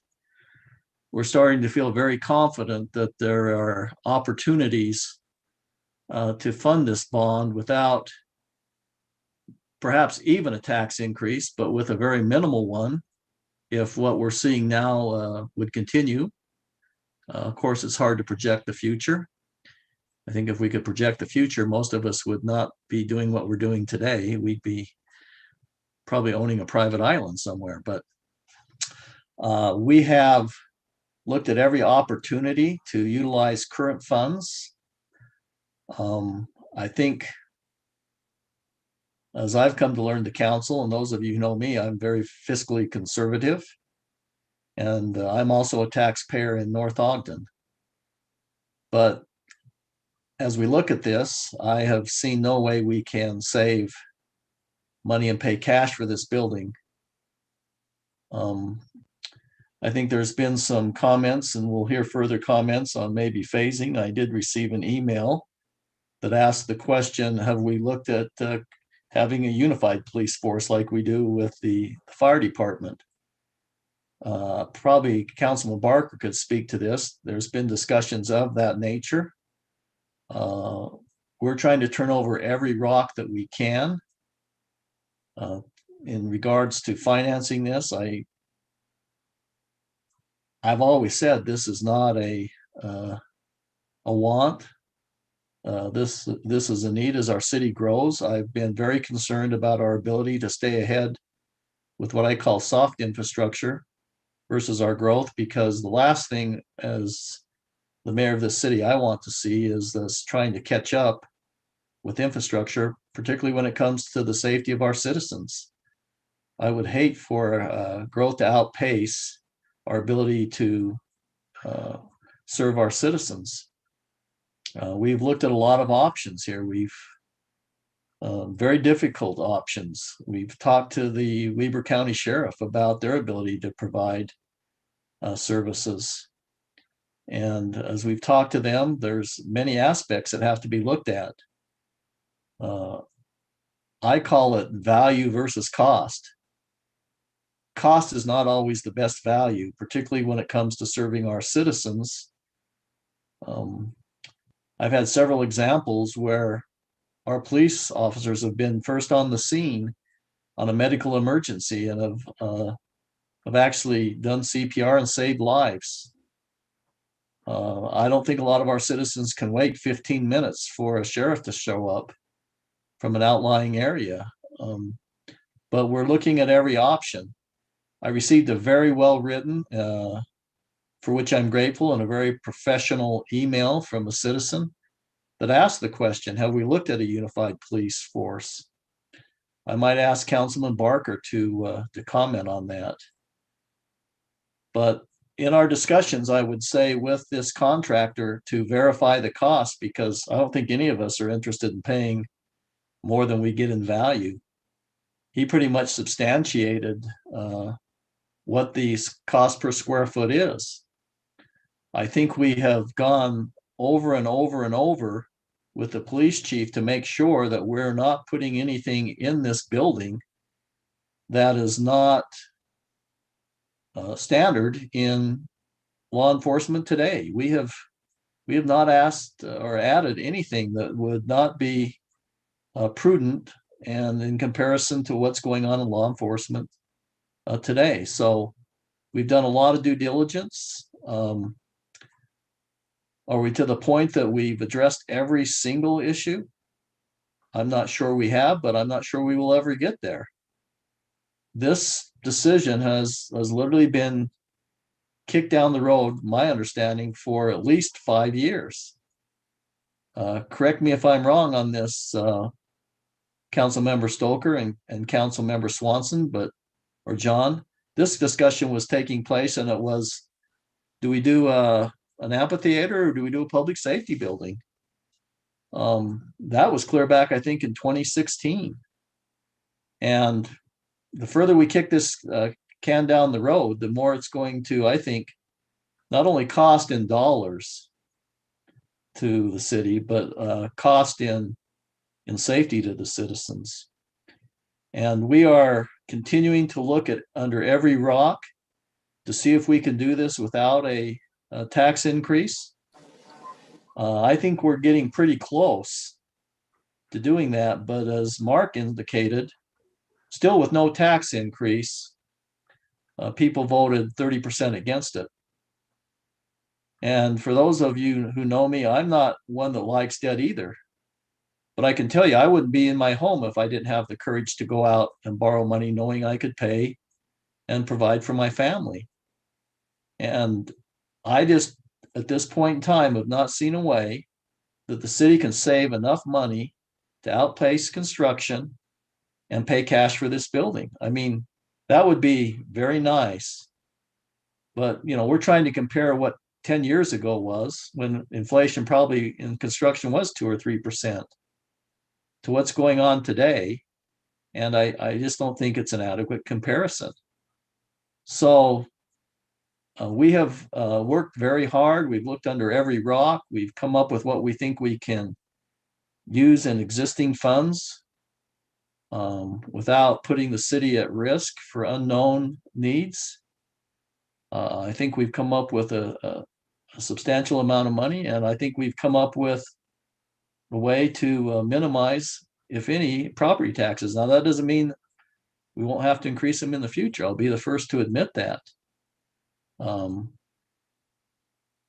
in the spirit of transparency and full disclosure, we had a comment, well, you guys increased property taxes last year based upon a need. Well, we were in an uncertain time. But I have asked, as we go through the budget, that amount of money not be included in revenues that would be used for normal operations, that money be set aside, because actually we did come in better than we anticipated. But that money be set aside and identified as a potential payment on the bond if the council decides to move forward. Because I think its intention for which it was passed didn't come about. And I would also say that I've received certain comments that this council doesn't care about senior citizens in our community. I think that is a very inaccurate statement, because everything we've discussed generally is what effect does this have on the citizens? And I would remind you that even though we increased property taxes last year, this council voted to return money from the transportation utility fee that would generally offset what people were paying in increased taxes. And this council, recognizing the economic effects of the pandemic, for the first time in many, many years, took no increase in utility bills. My recollection is that the increase in utility bills over the years has been far more than would probably be needed to pay for this bond and a tax increase. So I just feel like that needs to be said, that this council is fiscally responsible. They're not tax and spend folks. They do care about the citizens, as we all do. But has every single rock been turned over? And I think as we hear from the public tonight, that we should make sure that we hear what they have to say. And if there's something that has suggested we haven't considered, that we take the time to digest that. Not a huge amount of time, because interest rates are rising. And so with that comment, I don't know if the council has any others, but at this point in time, if they don't, I would ask that we suspend the rules. And I would look for a motion to suspend the rules so that we can hear from the public at this point in time. Is there a motion? So moved. I have a motion by Councilman Swanson. Do we have a second? I second that, Mayor. Okay, the motion is to suspend the rules and to hear from the public. Do we have any additional comments? Mayor, Councilmember Stoker? I'm sorry, while somebody was waiting to make a public comment, I wanted to just add a few things on being unified with the Sheriff's Department. As I was in on that discussion and that tour with the Sheriff's Department, and a couple of things that was brought out, that some of the disadvantage of that was the timeliness of calls, and that there wouldn't be a police presence always in our city, and also that I don't know that we would save a lot of money, because their costs would raise for services, and then that cost would filter down to us also. So there wouldn't be a cost saving that way. So I just thought I'd throw those few things in. Thank you, Councilmember Stoker. And as you recall, I asked the sheriff what the number one deterrent of crime in a city is. Police and presence. he said police presence. Mm-hmm. And I'm proud of the job that our sheriff department does in the county. But those of you who have been keeping updated, there's also a dispute right now on if costs are allocated fairly. And the smaller cities are saying that the larger cities should take on more of the cost of the sheriff department for those who are receiving those services from the sheriff. So there's unknown there. And once again, is there potential savings, dollar savings? Yes, there is. However, there is a difference between cost and value.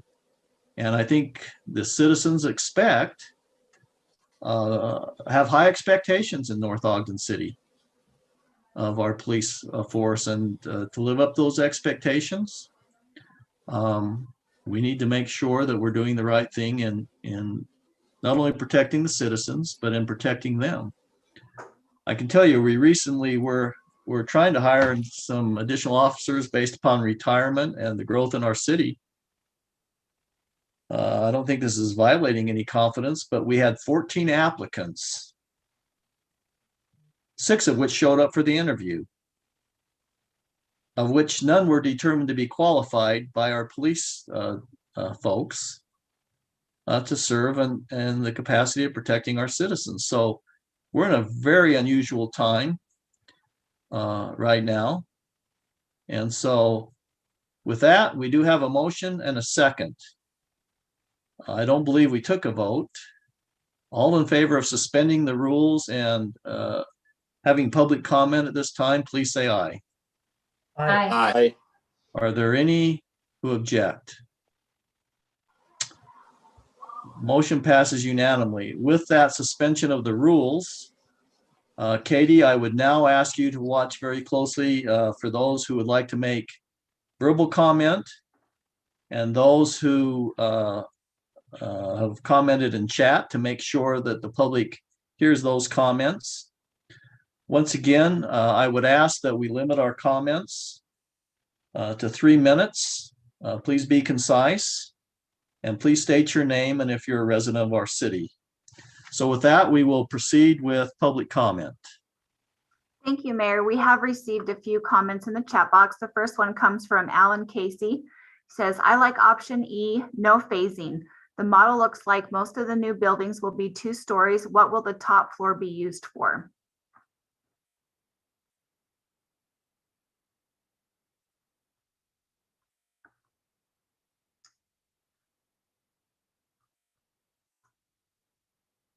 We have the next comment from David Gordon. Although in favor of a new facility, but in favor without raising local taxes for citizens to pay for construction bond. For at least the next 4 years, taxes have gone up at the city, county, and especially federal levels, and the combined impact on citizens, especially fixed income, may drive these citizens to move or have a reduced financial security and cause hardship on all citizens. The current cost of construction is at an all-time high in the cycle and most likely to drop after pandemic panic eases. Waiting or a phased approach may help. I request cuts in other city areas also be reviewed further for additional amounts. I believe the structure should be functional first. Making it a structure we are proud of should be farther down the reasons list. The previous public comment, what is the approach if citizens vote no? Find that answer and work that approach. That is from David Gordon, North Ogden resident, city business and business owner. We have another public comment from Susan Kilborn, and she said, I agree with your comment partially. We cannot predict the future for how construction rates will rise or fall. We need to get this building done now and quit pussyfooting around. Yes, yes, yes to your request for cuts in other areas. Actually, I'd like to see a lot of cuts. So those are the comments in the chat box. We have a few residents that would like to make comments. First, we have Stephanie Casey. Okay, let's recognize Stephanie, and if you would state your name and if you're a resident of our city. Yes, Stephanie Casey, and I am a resident of North Ogden.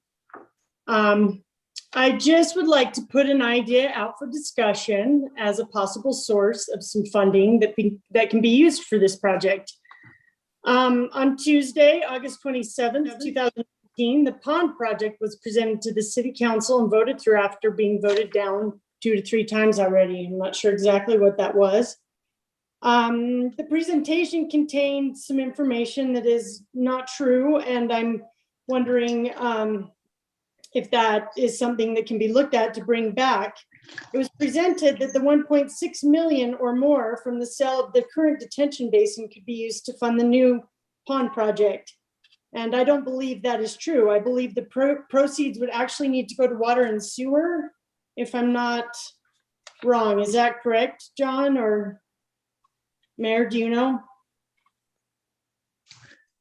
I do believe that's the case, that property is in the storm sewer fund, which is an enterprise fund. I do believe that part of the project relates to storm sewer. So I think some of the proceeds could be used, but I don't believe the entire 1.6 million could be used because it belongs to the storm sewer fund.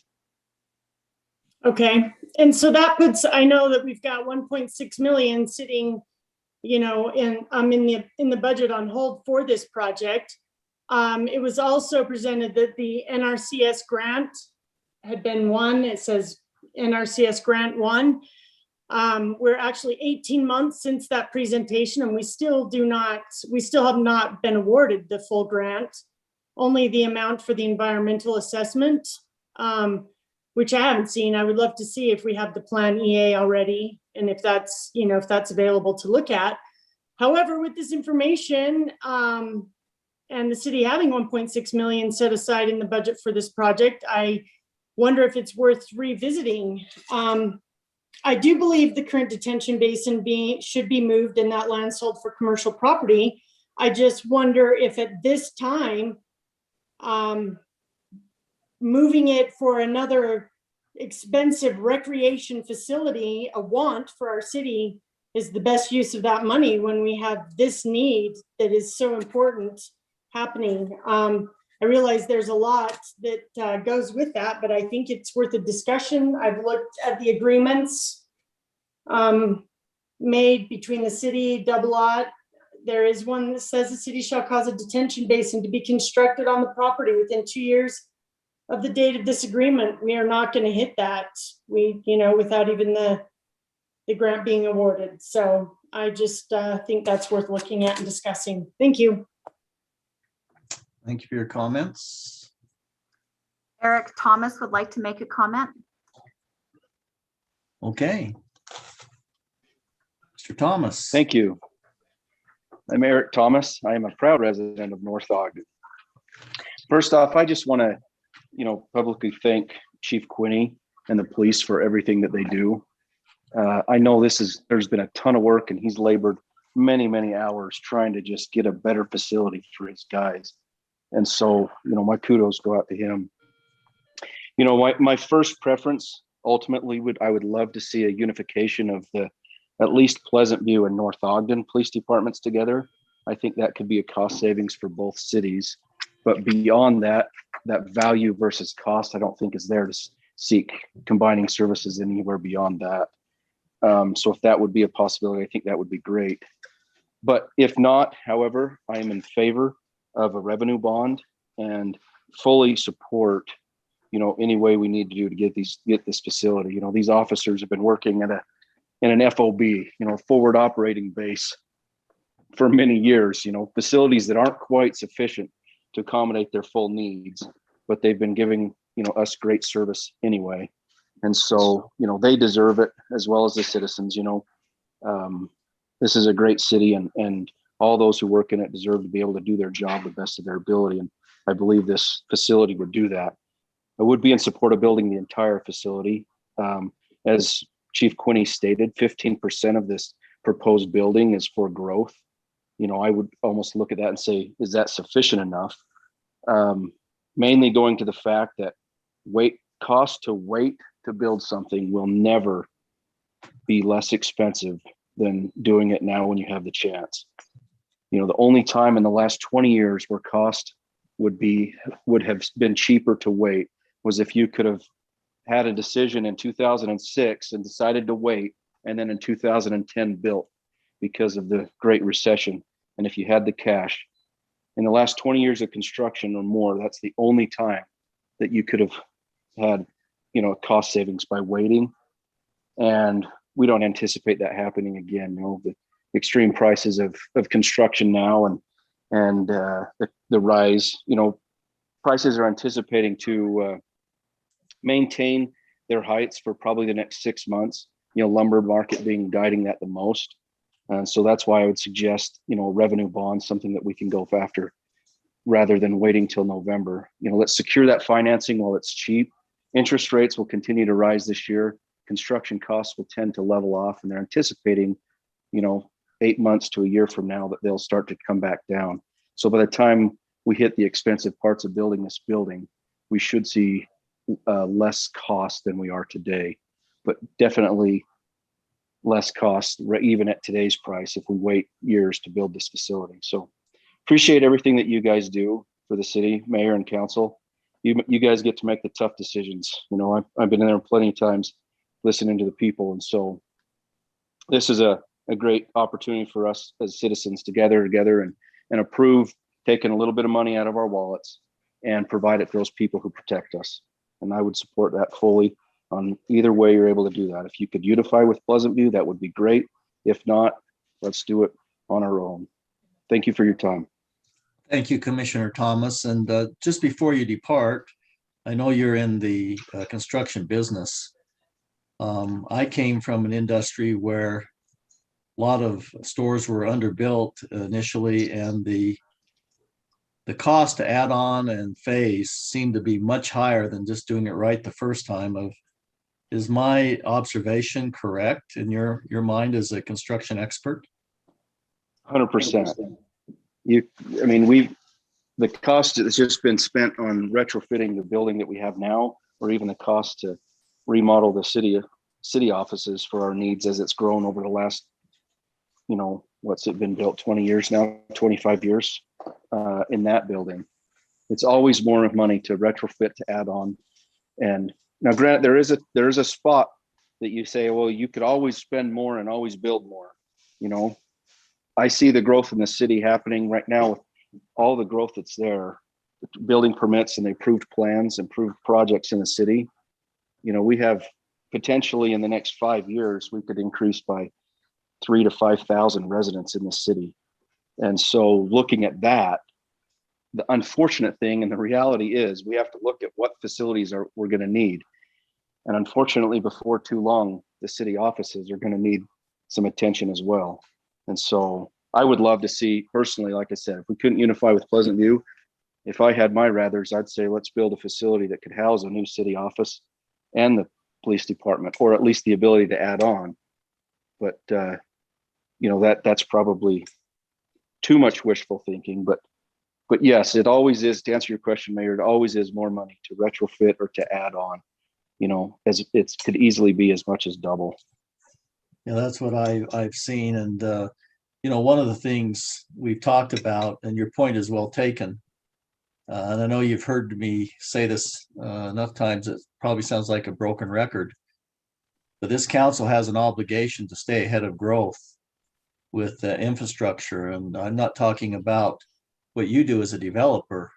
I'm talking about the other things that we see that come with growth, plowing the roads, the police, having proper roads of adequate size to do this. There's a lot of things that don't happen as part of construction. And so just want to express our appreciation to you also as serving as chair of our planning commission. And we are faced with growth and will continue to do so. And I think, it's always better to be proactive than reactive. And I think this is one of those infrastructure things that we need to stay ahead of. So thank you so much for your comments and for joining us this evening. Thank you. Thank you. Mayor, we have Susan Clements would like to make a comment. Let's hear from Susan this evening. Susan, thanks for joining.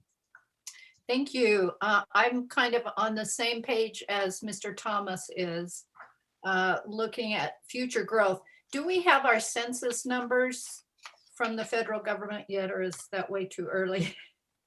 I have not seen those. I think it's probably a bit too early. Okay. Do we have an idea of how many residents we have in the city? Do we have a ballpark figure? We do. We think we're currently over 21,000 residents. And how many residents do we anticipate when we reach build out? Over 40,000, I believe. Wow. So is this public service building going to be big enough? Well, we believe it is. That's a great question. For instance, when we've looked at these other cities, they're 40,000 I think Kaysville is right around 43,000. Somebody could correct me on that. And the building seems to be adequate for servicing their city. One of the things, and I think Commissioner Thomas brought up a good point, one of the things we're looking at, because we know we're going to see growth probably in the city offices, is that we could utilize a portion of this building for city council chambers as it serves for training or other things, which would allow us that additional space in the current city offices that would allow for growth and probably a way to more efficiently operate the city, kind of with a better service to our citizens. And I know this is unusual to be having conversation back and forth, but we did kind of call this a virtual open house. So we not only suspended the rules to have comments, but I'm going to take it we suspended the rules to have professional and courteous discussion back and forth. Thank you very much. I appreciate that. Also, just a suggestion, perhaps, where Mark Anderson was talking about after 10 years, probably with a general bond or with a revenue bond. Well, I'm not sure which one, but he was talking about how you could reassess after 10 years and possibly pay off some.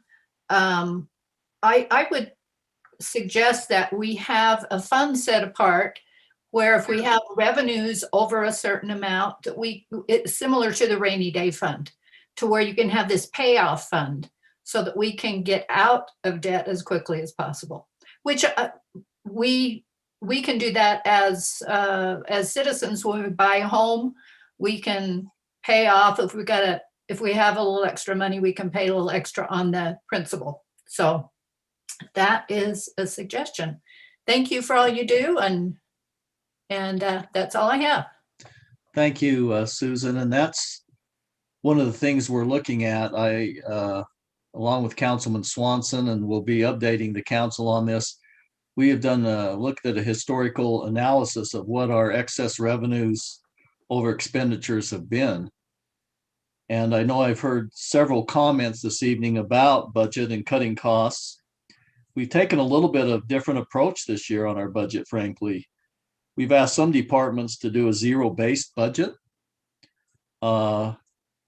We've asked each council member to work very closely with their assigned department to look through those budgets and make sure that we are being prudent, but not being so cheap that we're not taking care of the city or our employees. They are spending time with each department head, scrubbing those budgets in advance, and obviously those will be flowing up. And then the council will be looking at those in the aggregate, and we will be having public meetings. There'll be time in each council meeting, but there's a lot of time spent behind the scenes on these budgets. I think historically, the council spent a lot of time going through each line item, and I think in some cases that bored the citizens to near death. This approach, I think, is a modern approach that's appropriate, and I think evidences the trust that at least I have in each one of these council members, that they understand the fiscal responsibility we have and the fiduciary duty we have, as we're been elected to deal with taxpayer money, even though we're all taxpayers. And so it's a little bit different approach, but I think the result will be probably even better than the historical approach. And we will look at every expenditure with an eye that says, if this money is spent here, there's less money to pay the bond. But on the other hand, I have a lot of trust in the council members that they will look at value and not strictly at cost. And there's some things we've got some good ideas that, as I stated earlier, that hopefully will minimize the effect. I had a comment made just to clarify, since we're talking about taxes, that the city should get just mega tax dollar increases because the value of homes increasing. Anyone that understands how property tax works, this city has year after year after year reduced its rate to keep the tax dollars the same. The dollars that have come in have been primarily a result of additional homes in the city. This council and previous administrations have looked at that and done everything they can to reduce the burden on the citizens. And they've done that by keeping the rate adjusted to manage almost the same amount of dollars. Well, with what's happened with wages and benefits and other costs, that's probably not something that's going to be able to continue on forever. So property taxes are a substantial source of our revenue. So Katie, I'll get off my soapbox, and I'd like to hear from other citizens if we have. Thank you, Mayor. Dallin Barker would like to make a comment. Dallin, please.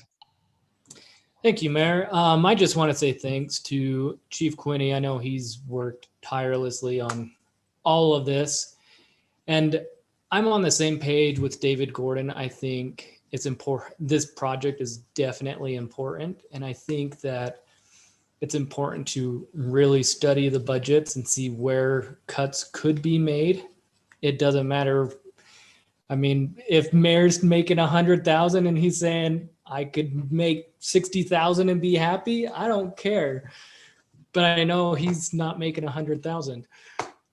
I also agree with Stephanie Casey's comment about the pond. I mean, if the city's really minimum input is 1.6 million, I see the pond more as a need, more as a want, not a need.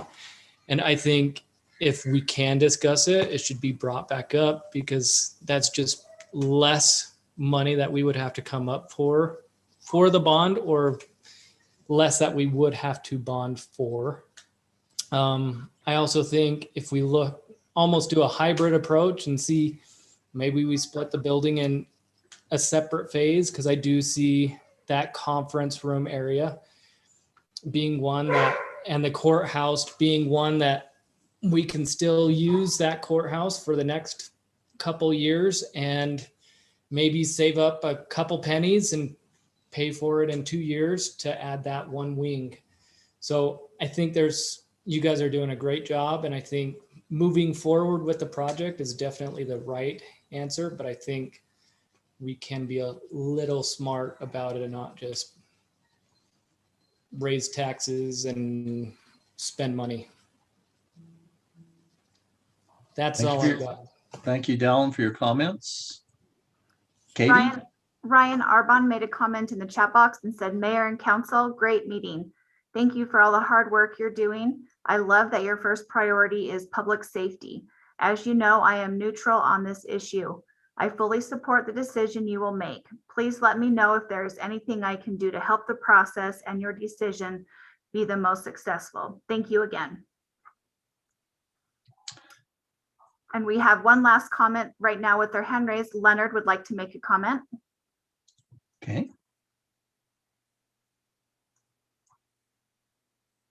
Leonard, are you with us? Looks like you might be muted. Unmute there, Leonard. There you go. How's that?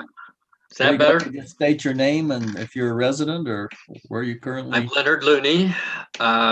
Yes, I'm a resident of the city. And I have owned homes in 3 other cities besides this one.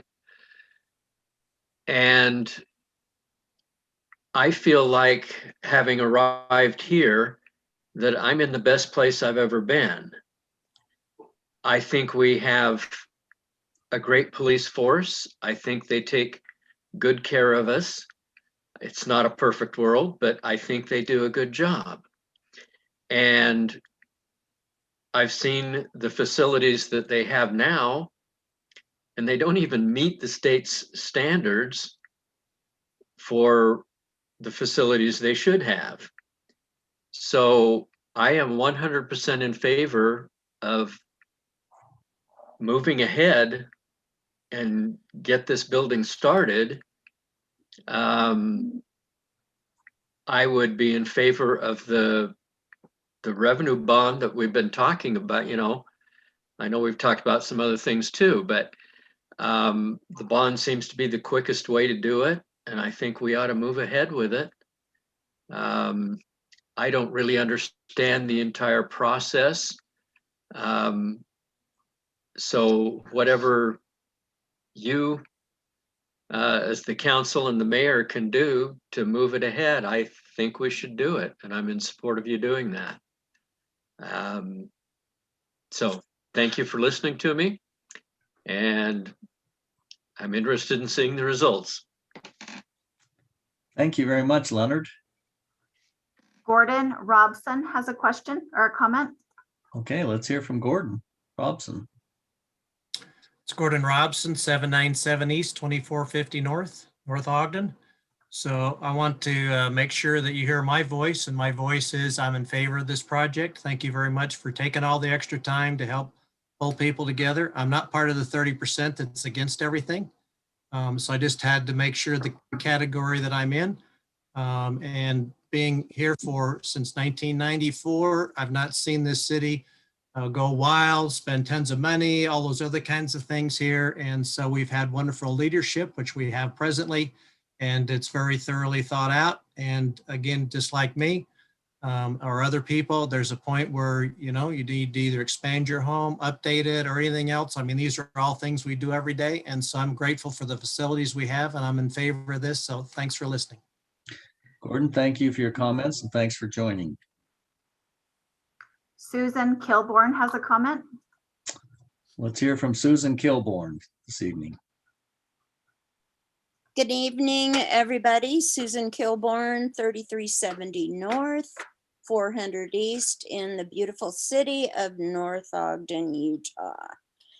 I just want to say, first of all, City Council, you guys are blowing me away tonight. I am so impressed with what your comments are and the attention you are paying to the constituents who have voted you into office. Cheers to you. I'm going to make it short. This is difficult for me. Most of you know, Ryan, quit laughing. Anyway, I am totally on board with getting the damn building built. This has been going on for 5 years. We are above and beyond what needs to be done. The general obligation bond is the way to go. The interest rate is fabulous. We need to lock in now. Also, I want to point out that I am curious and would love to hear about what monies are obligated to. Yeah, I'm going to bring up the two elephant twins in the room, the amphitheater and the pond. And my question is to all of you, how much of this are we obligated to and when? And my second question is, in looking at the general obligation bond, what rate could we get for something that is not 20 years out? I'm going to be dead by then, and I don't want my kids to have to pay for this. Thank you. I'm going offline, and you're lucky I'm not saying anything more. Well, thanks for what you did say, and thanks for joining us. John, I don't know if Evan is with us, but I believe we currently have a contractual obligation of approximately 1.2 million on the Patriot Point project. Is that correct? Yes. And we have set that money aside as we've looked at the balances in our funds. I don't believe we have any further contractual obligation on the amphitheater. I know that we have an investment there that we need to utilize, but I don't think we have a contractual obligation at this point in time. That's And correct, Mayor. I know we have some obligations, on the road projects, but I think the funds have been set aside separately for that. But perhaps you and Evan could give a better answer to that. I know we have the information because as we've searched for money to make a down payment on this, we've looked at every fund balance and what would be legally correct. So John and Evan, maybe you could answer that question for Susan. Sure, Mayor. So you're correct. The obligation to the pond is, or the pond park is a mix of general fund and stormwater fund dollars. And right now, the latest update was about $1.2 million. And then same thing with the amphitheater, we don't have an obligation. The only other capital obligation that for the road, the majority of which is coming from grant dollars. And I think as we looked at the funds, looking at following the policy the council had recommended last year, I believe, for capital projects of leaving a 15% of our annual revenues in the general fund in our rainy day fund, that would be left intact. And then I believe we would be close to $1 million left in capital projects, and still have that $2 million available to put down. And that would, so with the general fund, rainy day fund, we would end up with, I believe, about 1.4 million still there in case of emergency. And capital projects, we'd still have that roughly $1 million cushion left over and above all of our current capital obligations to projects, contractual or otherwise. If that answers the question. If Evan might have more details, he is here and ready to talk if he would like to add some details. Yeah, and I think, John, that gives a high overview of that. John and myself met with the transportation person at WACOG. I think they are willing to be as helpful as they can to minimize our cost. And the other unknown right now that most of us are aware of is the city's probably going to be receiving a substantial amount of stimulus money to be used for infrastructure and specified things. So there's also the opportunity there. But as John mentioned, we have looked at not going below 15% on our rainy day fund because we know there's uncertainty. And we want to make sure we have adequate funds in the capital projects fund for opportunities that come along that we might be unaware of. So I think we've been prudent in making sure we have adequate reserves. And, I received some correspondence recently asking if the council is really planning for the future with the way we're budgeting. I'm not sure at this point in time, I'm aware of anything that would be more prudent than planning for the future than the protection of our citizens. So I believe that that's one of the reasons the council is finally making a decision on this, because they are looking forward and they're looking at trying to stay ahead of the growth in the city. That's our job. And I think we're trying to fulfill it. But can we anticipate everything and set aside money for everything? We surely could, but it would be a substantial tax increase. And I think that we're being as transparent as we can. So,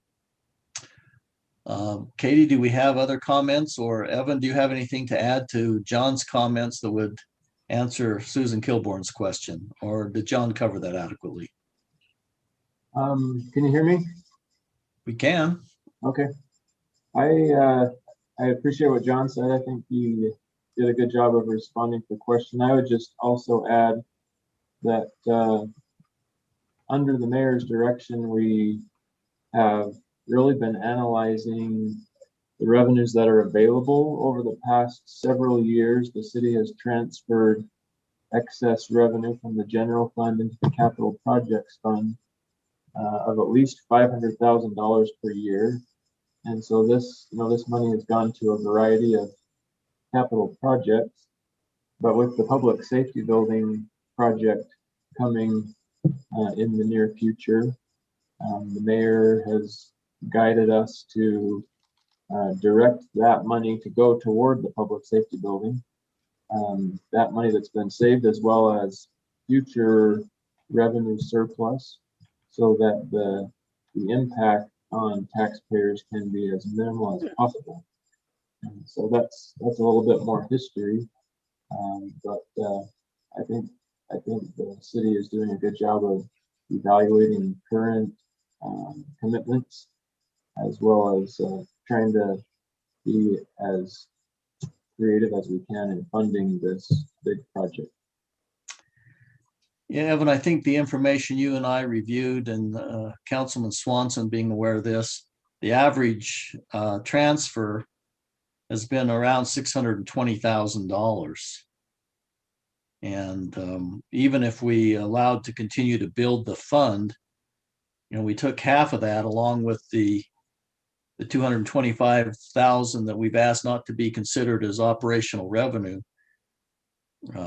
We would be very close to being able to fund the bond payments with the respective down payment we've identified. So thank you for your comments there. And I hope the public knows that we're looking at every situation we have, and it is hard to project to the future, but we're being conservative in our projections and are cognizant of the fact that our citizens are concerned about payment of the bond. It's very interesting. I was discussing with Councilman Swanson earlier today. The disclosure was just made that the unemployment rate in the state of Utah is 3%. I believe that's classified as full employment. And so we're seeing a good economic recovery that hopefully is going to continue to provide revenues in the sales tax area. Katie, do we have other comments? We do. Brett Hamblin would like to make a comment. Let's hear from Brett this evening. Yes, this is Brett Hamblin, 963 Deer Meadows Drive. I'd like to say that I've been in numerous meetings with council members at meetings and through the budget sessions for several years. And I'm totally confident in all of the decisions, the thoughtfulness, the concern for taxpayers, and yet the concern for what the city needs. So I'm totally confident in your decisions. Therefore, I'm in total favor of, if I've got this right, a revenue bond where you folks can make the decision, which you were elected to do it quickly and get us going. The analogy that came to mind when I heard a lot of things said here was, because so many people can relate to fire department, typically more than police, because you're worried generally more about your house burning down than somebody breaking in, stealing something. So to me, it's like allowing the police or the fire department to come to your home to put out a fire with a garden hose. To me, that's the kind of thing our poor police department is working on right now with the facilities and things that they have, to where they've done such an excellent job. The citizens aren't complaining that the police aren't doing their job. So I'm afraid if we wait long enough to put this on a ballot, that too many people are going to say no, because they're doing a great job with what they've got. They don't need anything new. So please jump in there. Let's go forward and get this going. Thank you. Thanks, Brett, for your comments. Katie? Meryl Sunderland would like to make a comment. Let's hear from Meryl. Hi there. I'm trying to unmute. Am I unmuted? Yes, sir. Oh, you can hear me. Meryl Sunderland, 1195 East, 2850 North. I assume I'm only on audio, so I can make faces while I'm commenting, right? You're correct. I have a great desire to extend this meeting. That's why I'm making comments, right? The point I would like to make is simply risk analysis. I'm going to try to keep it really short. I could go on length on this. I have a concern that there are other high priority items, issues, and situations that not might, but will happen in North Ogden over the next, pick your period of time, before you council people are up for election or before some period of time has happened, there will be other high priority things. I'm not against the public safety building. There's been a very good discussion on items, options, things that each of you are doing to try to assure that there are ways to do this without a bigger impact. We've talked about making lesser of a project. We've talked about income possibilities. You've done a great job of helping me understand what this particular project is starting to turn into. What I want to note to each of you is that there will be items and emergencies that will happen. And you can pick back from your past to figure out what the most likely ones are. They will happen before this project's done and could bring regret for the decisions that are made now if you're not looking at all the other things. I only come up with one possibility. The amount of deaths at any given intersection in North Ogden to promote a necessity of some kind of a big project to happen to reduce those deaths at some road. That's just one example. That's not something that's going to happen. Things like that will happen. So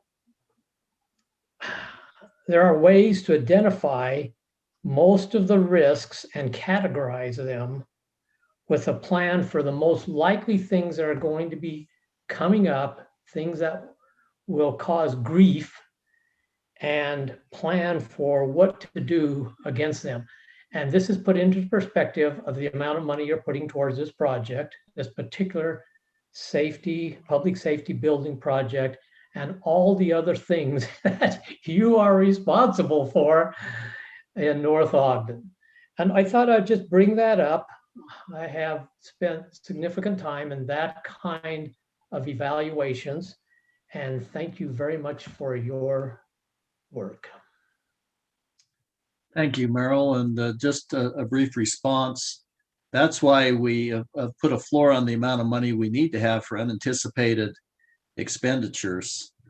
And that we have a plan to continue to build the projects fund and restore the general fund balance to the appropriate level over time, because you're right. It's just like as soon as you get ahead and things in your home, the water heater goes out, right? Those things happen, and we are trying to address those. Very pertinent comments. Thank you very much. Katie? There are no other comments at this time. Oh, we just had someone raise their hand. Susan Kilborn has another comment. Okay, Susan? Oh, she just lowered her hand, so maybe she doesn't anymore. Oh, there it goes. Just a moment.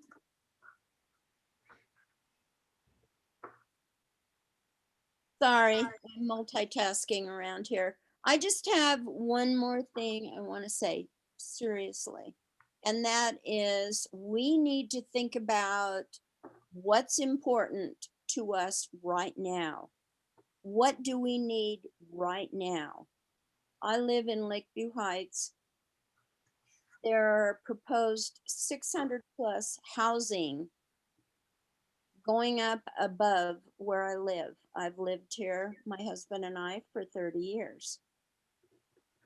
We can't wait on I'm not asking for state-of-the-art public safety building, but I've been in law enforcement for 33 years. We are desperately in need of getting this done, and I want to get it done. 2 questions, and then this time I promise I'll be out. First of all, I want to ask if there are any funds from the debacle of the amphitheater and the pond that can be diverted to a down payment on something we need. And second of all, I'm wondering if we have pursued every avenue we can, federally, state, local, special interest groups, on subsidizing or giving us a grant to assist in us building what we so sorely need. And I don't know about the rest of you, but I imagine a lot of people out there have like a Ring doorbell or Arlo or both or Xfinity. And you know as well as I do, if you get the neighborhood reports, that there's all kinds of things going on that need to be attended to and addressed. And I would feel much better knowing that I live in a city and that my funds that I pay in my taxes, which aren't low, by the way, are going to something that's going to keep me safe in my domicile. And again, I thank you all for your efforts. City Council, you guys rock to me. And when all this crap is over, I'm going to make you a hellacious meal and have you up to my house, and you're going to be blown away. Okay, goodbye. Thanks, Susan. Katie? We don't have any more at this time, Mayor. Oh, I would like to call on Councilman Barker because I think the conversation has come up several times about the ability to unify with Pleasant View. And as I mentioned earlier, I had a very well-written professional email asking if we'd looked at that with a Harrisville, Pleasant View, North Ogden, similar to the fire. I know Councilman Barker, you and I have had some brief conversations on this. You're kind of in the know. You want to give a response of the knowledge you have in regards to that possibility? Yeah, and Chief Quinney can probably back this up. I'm not exactly sure what the police department's budget is off the top of my head, but the police department is different than the fire district in that the fire district gets property taxes as our budget, but we also supplement that with our ambulance revenue. And right now our ambulances are running almost nonstop. And that's how we're paying for most of our personnel is off of ambulance revenue. If the police department went similar route and started writing tickets, then that would really, citizens wouldn't like it. And 90% of the revenue generated off of tickets actually goes to the state and not the city. So that you don't put us, yeah. So What has been the response of other cities as we talked about unifying the police force over time? There was a meeting about 3 years ago between the mayors and the chief of polices of the 3 cities. Harrisville would have to raise their property taxes 3 times to make this work. Pleasant View would have to raise their property taxes twice, and we would be a little about 1.5 times percent, or just to make the police department work. And then the city would get 0 property tax out of it. It would all go straight to the police. So financially, it does not work because you could not use sales revenue or sales tax revenue for the police department. So if we don't want a property tax increase, then we can't do it. Then it really wouldn't work to do a unified police department. Yeah, I believe right now, out of our property tax, entire property tax funds of about 50%, just rounding, or a little less than our police department. So you can see the issue that we also have there. So a lot of Harrisville's police department is funded off of Walmart's sales tax. So that's how they fund their police department, is through Walmart. And if you went into a unified police department, their sales tax would stay with the city, and their residents would have to, that's why it'd have to go up 3 to 4 times in property taxes. Okay, thank you. And that's one of the things we face, frankly, in the city is the balance of our commercial to our residential is fairly unique. I mean, we're not a Riverdale, we're not a Layton, we're not a Ogden. We have that sales tax balance that we have to continue to work on. So thank you for your comments, Councilman Barker. All right, Katie, any other comments before we move on? Seeing none, I express appreciation to the citizens who have participated tonight and invite continued. Looks like Brent Chugg, Mayor Chugg has his hand up. Yes, thank you. Mayor Chugg, would you like to comment? Thank you, Mayor and Council. I'd just like to comment regarding what you just discussed. I was involved with the other two mayors and the police chiefs when we discussed the unified police opportunity. And it's way out of, it's just not feasible. And North Ogden would have to end up paying a lot more than the rest of the cities because of our size. And so at that time, we determined it was not a feasible opportunity and didn't fit what we needed. It wasn't like the Unified Fire Department. And so I would hope that we would put that to rest. Thank you. Thank you, Mayor Chugg. Muchly appreciated. Mayor, we received another comment in the chat box. Okay, would you read that for us? Sure, it's from Susan Kilborn. She says, I've taken much time but want to address that there is an email circulating in North Ogden selectively undermining the efforts of the mayor and the city council. I ask this email author to step forward publicly or forever hold your remarks that are not in tune with the unity we are seeking. Thank you, Susan. Okay, I think we have heard from the public. We've suspended the rules. I think we've had a good conversation. So, John, according to the information I have, you would be seeking a resolution from the council on how they would like to move forward. Is that correct?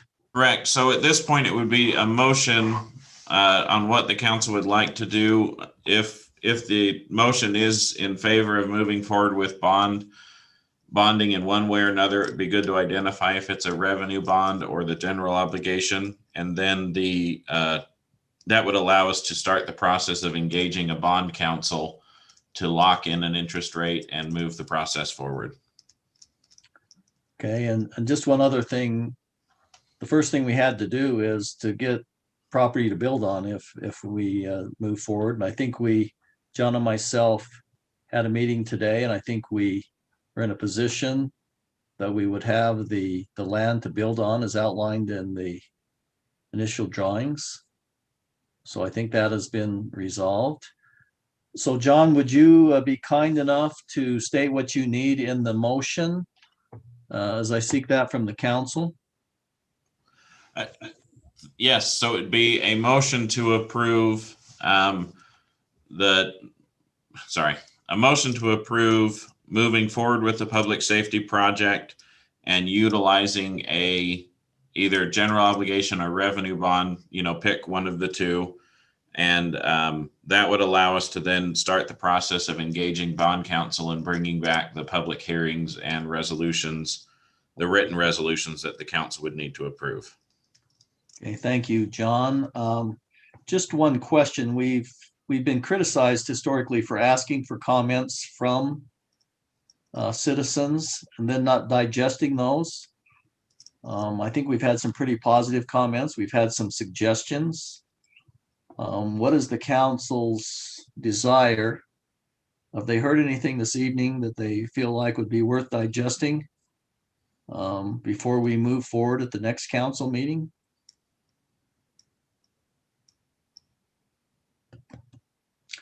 Let me go around the table here. Councilman Severing? Have you heard anything tonight that you think should be further digested as we've sought comments from the citizens? No, I actually have a lot more clarity after that collaboration. So I'm actually good, Mayor. Okay. Councilmember Stoker. No, I think the discussions that's been had has clarified a lot of points that the citizens have had, and we've addressed them and brought them up, and the reasons as to why they won't work or the reasons why it's a good idea. So no. Okay. Councilman Barker.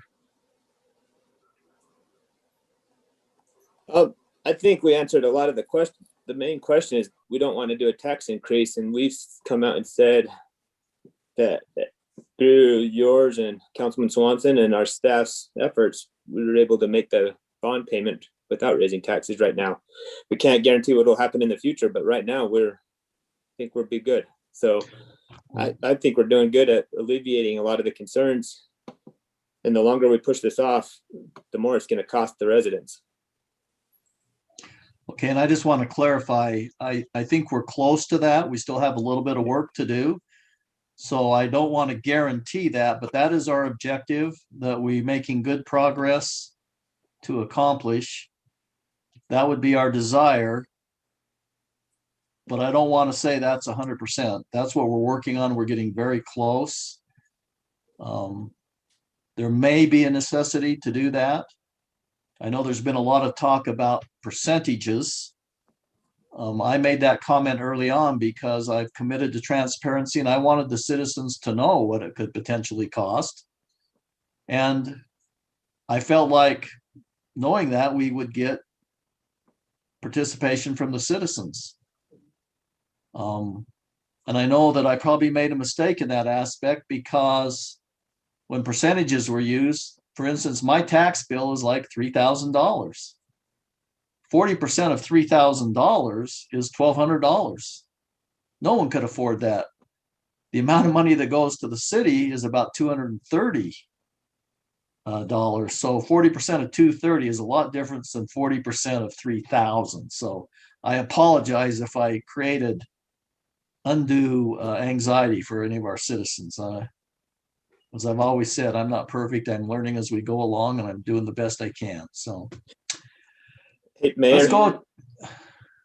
Councilman Barker, did you have further comment? Yeah, sorry. To clarify my point as well, we've been pushing this so long that until we actually get, I'm still in favor of doing a design build, but we don't know what it'll cost until we actually get a contractor and an engineer in to design it and to build it. And we won't know what our bond payment is until we sit down and actually start the process. It's the same when I got my mortgage on my home. I didn't know what my payment was going to be until I'm signing my name saying, yes, I can afford it. And that's what I think we're at now is we can say, yes, we like this, but until we actually move forward and start the process, we just really don't know. So I'm in favor of moving forward. Okay, thank you. And as I mentioned, I think we were all a little bit shocked about an $11 million plus bill. And that's why we tried to do our due diligence, and we've met with a very reputable firm that has built several of these in the state. And I think the thing we've got going for us in seeking this opinion is it happens to be a citizen who is a taxpayer of the city and is going to make sure that we don't build a Taj Mahal, which was never our intention. So I think we have a pretty good idea of the cost with what we know now, but as we've talked about, inflation is big. Councilman Swanson, let's go to you next, please, and then we'll seek a motion. But I'm just kind of asking what your thoughts are. Don't forget about Councilmember Ekstrom. I haven't forgotten. How could I ever forget about her? No way. My feelings haven't changed. I'm grateful for all the input from citizens and from council and staff. Sometimes it seems like we can gather information for eternity and still have questions that come up. And I think we're in a good place. I think a revenue bond is the direction to go. And I think we move forward and get things going. Thank you. Okay, I didn't forget you, Council Member Ekstrom. I'm too noisy to be forgotten about. Yes, no, I was really pleased to hear from our residents. They, there's just us as the panel, and we have, our 6 different versions and ideas, but all of our residents are experiencing different things throughout the city, and they can come up with great ideas. It's like the great ideas don't have to come just from this panel. I really appreciate hearing possibilities and things that we can look at. And with that, that we have the start of the work, and then we continue, that we're still looking and turning over rocks and doing analysis and working on the budget. And we're all committed to do that. We want to find any nickels and dimes anywhere we can. I'm really in favor of that with all the rest of the council, and you too, Mayor. You have worked very diligently, especially with John and looking with Evan at our budget, and especially with the uncertainty that we had. We could have never predicted what kind of budget we had to work with this year. I mean, we thought we were trimming everything by a flat 20%. We thought we were going to we have to go into our rainy day fund, and it turns out no. So we've been able to actually set some money aside for these things and continue to scale back on some things. And then it's opened our eyes to see the things that we can maybe trim and budget and work with there. So and with that, I would like to move and make a motion that we resolve to approve going forward with staff making a recommendation to go forward with a revenue bond. And is that the wording that I needed, John? Does that have everything that you need for the resolution? It does, and especially because we'll be coming back with the actual specific documents that will have the exact language that we need legally.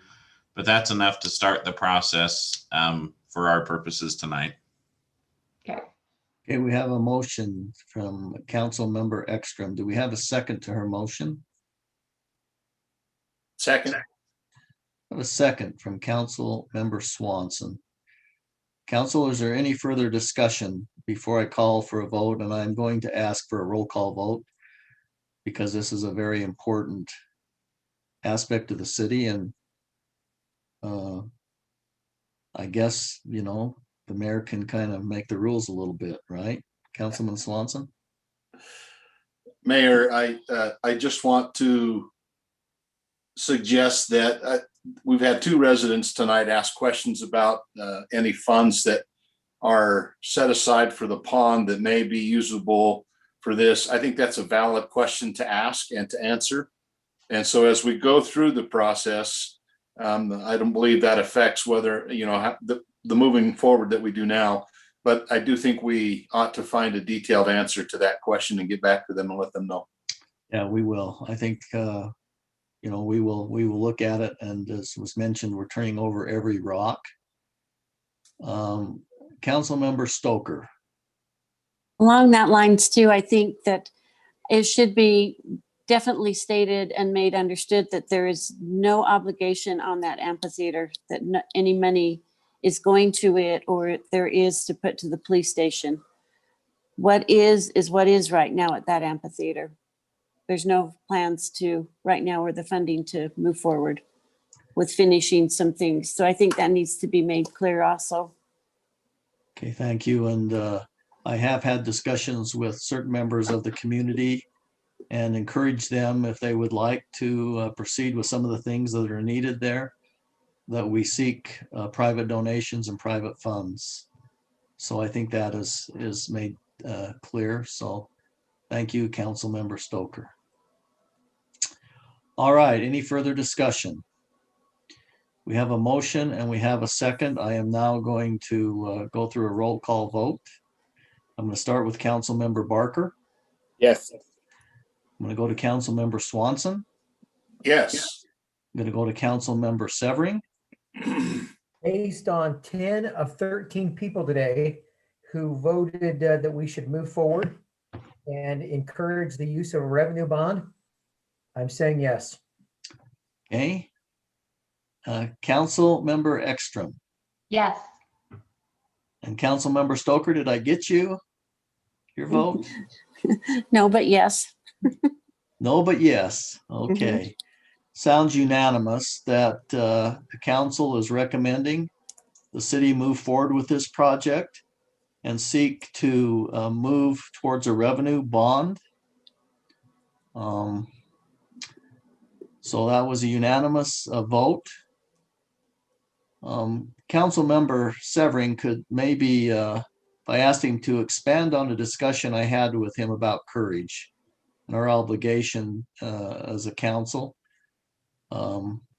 May not be the most popular decision, but Council member Severing, you want to just take a half second and talk about discussions we've had about courage? Mayor, I've always appreciated people who have been honest with me, even if the comments hurt a little bit. I would rather have somebody be very honest with me about the future than to hold back and maybe prevent my growth. So when I take into consideration, I was all about the general obligation bond, but I really think that the revenue bond, at the rates we can probably get the revenue bond, is going to be better. But I love that we're being clear with the citizens to realize that we don't know what the future is going to hold.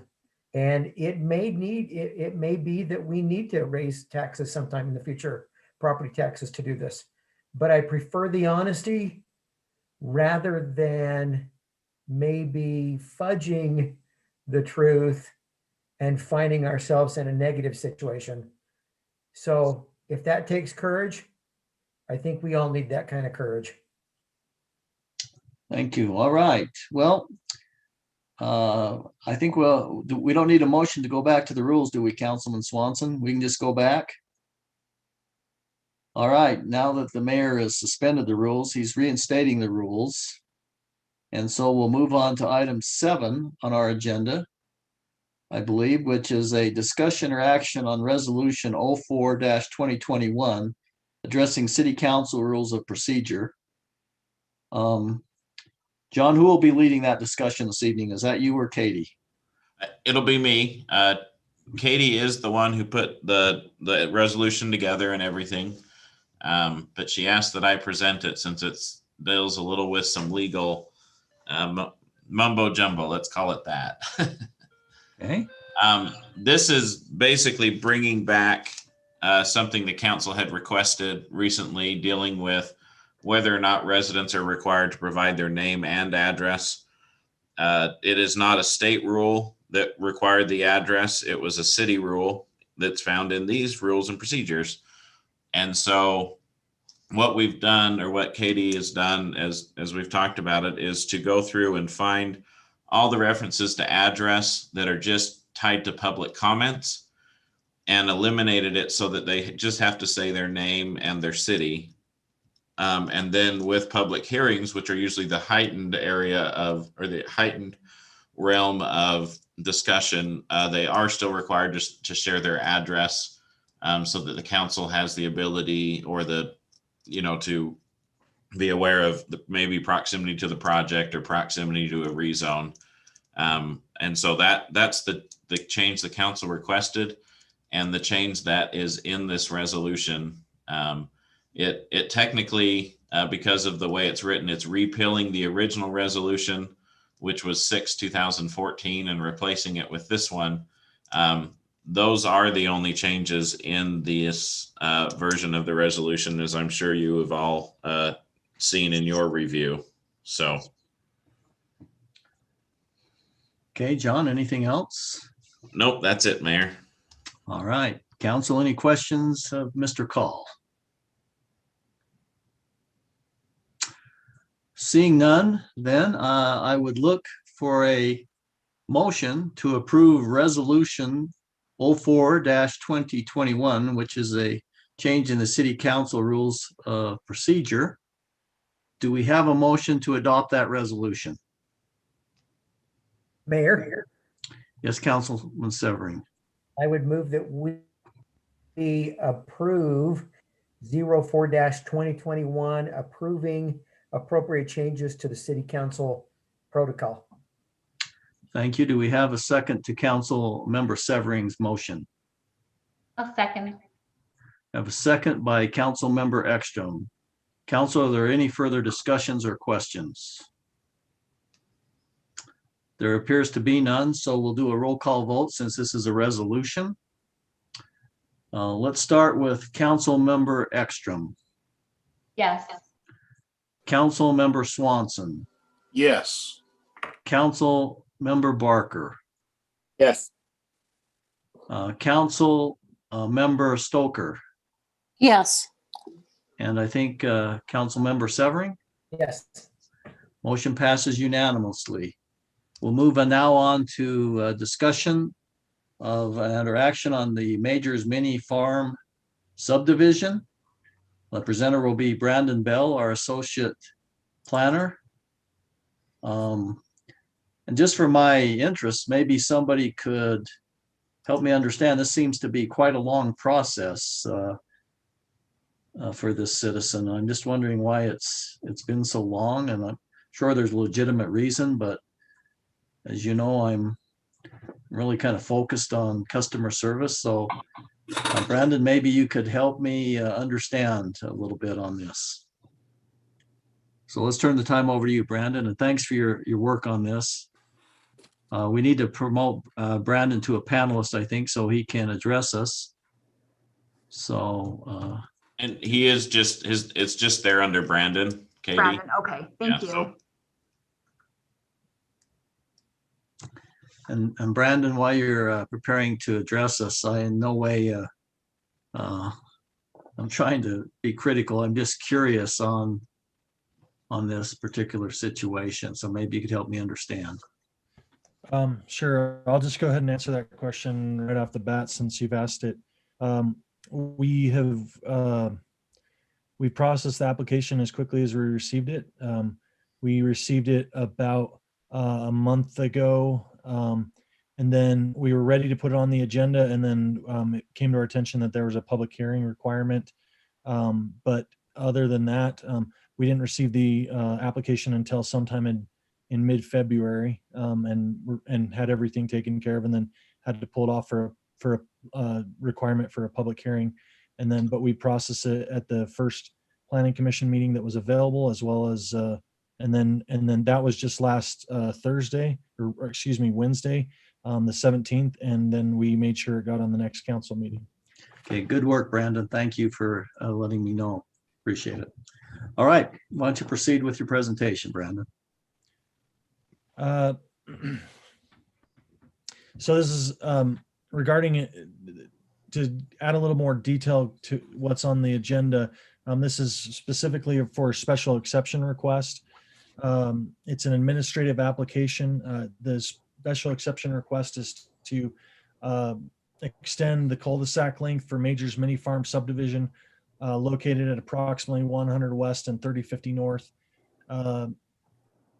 And the applicant is Jenny Taylor and Greg Wall.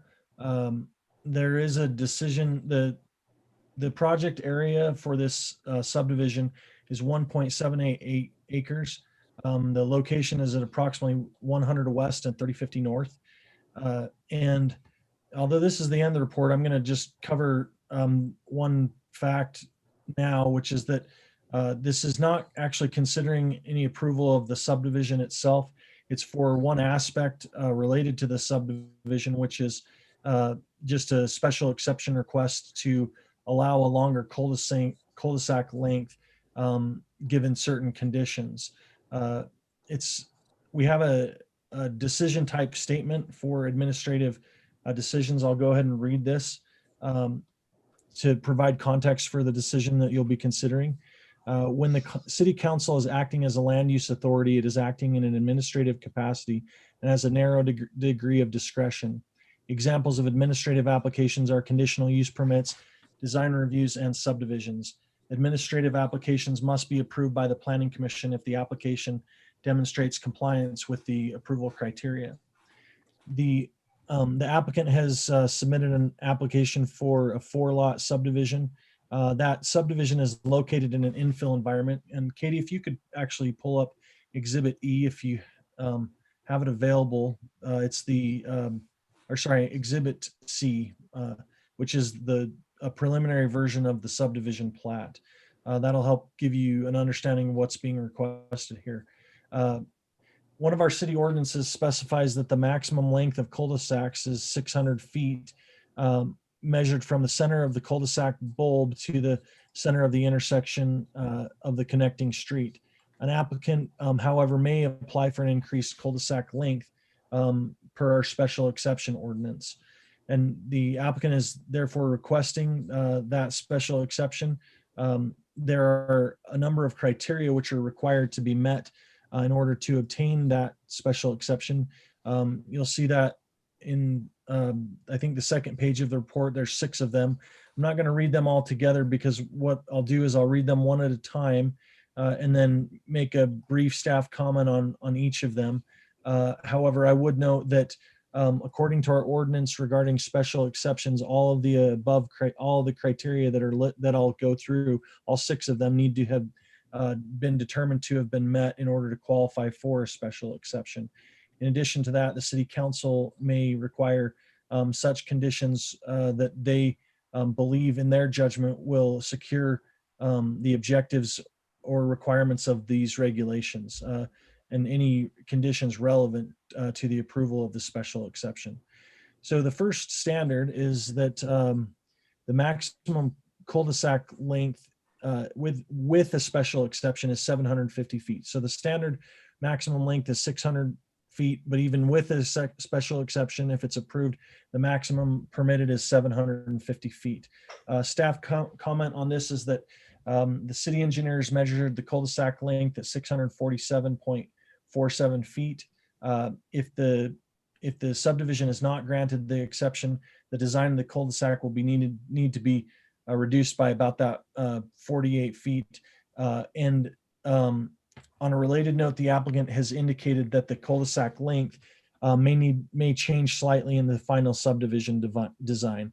The Planning Commission, in their consideration of the issue of this special exception, recommended that if the special exception is approved, that any motion to approve should permit an adjustment to the length of the cul-de-sac as part of the special exception. That's, of course, so long it's within the 750 feet. So they just recommended that that any special exception, if it's granted, cover adjustments to the design of the subdivision, which may require a slight adjustment to the length of the cul-de-sac. The second criteria is that there is no reasonable opportunity for connecting to the adjoining street network at this time. If the connectivity to adjoining property can be made in the future, a development agreement is required specifying the conditions and timing of the improvement. In other words, providing for a fire access road and or right-of-way dedication. Staff comment on this is that the Planning Commission concluded with the existing home that's already in place on 3100 North to the north of the subdivision, there's not a reasonable opportunity for the road to go through to 3100 North. It is worth noting that any connection to 3100 North would be to a residential street, whereas connections to arterials should be the higher priority. The City Council should determine if they believe there's a reasonable opportunity for a road to go through to 3100 North at this time. The third criteria is the property to be subdivided is in an infill and surrounded by developed subdivisions.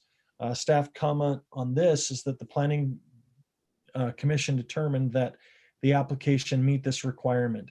The property is surrounded by existing single-family development. The next criteria is that the maximum acreage of the subdivision to be served is 5 acres. The staff comment on this is that the Planning Commission determined that the application meets this requirement. The area of the property in this proposed subdivision is less than 5 acres. The fifth criteria is that if a special exception is granted, connectivity to trails and pedestrian walkways may be required by the Planning Commission after considering a recommendation from the Parks and Recreation Department. Staff comment is that there's no required trail in the area as part of the Trails Master Plan. And the final criteria is that if a special exception is granted, the number of lots on the cul-de-sac may be up to 20 as approved by the Planning Commission.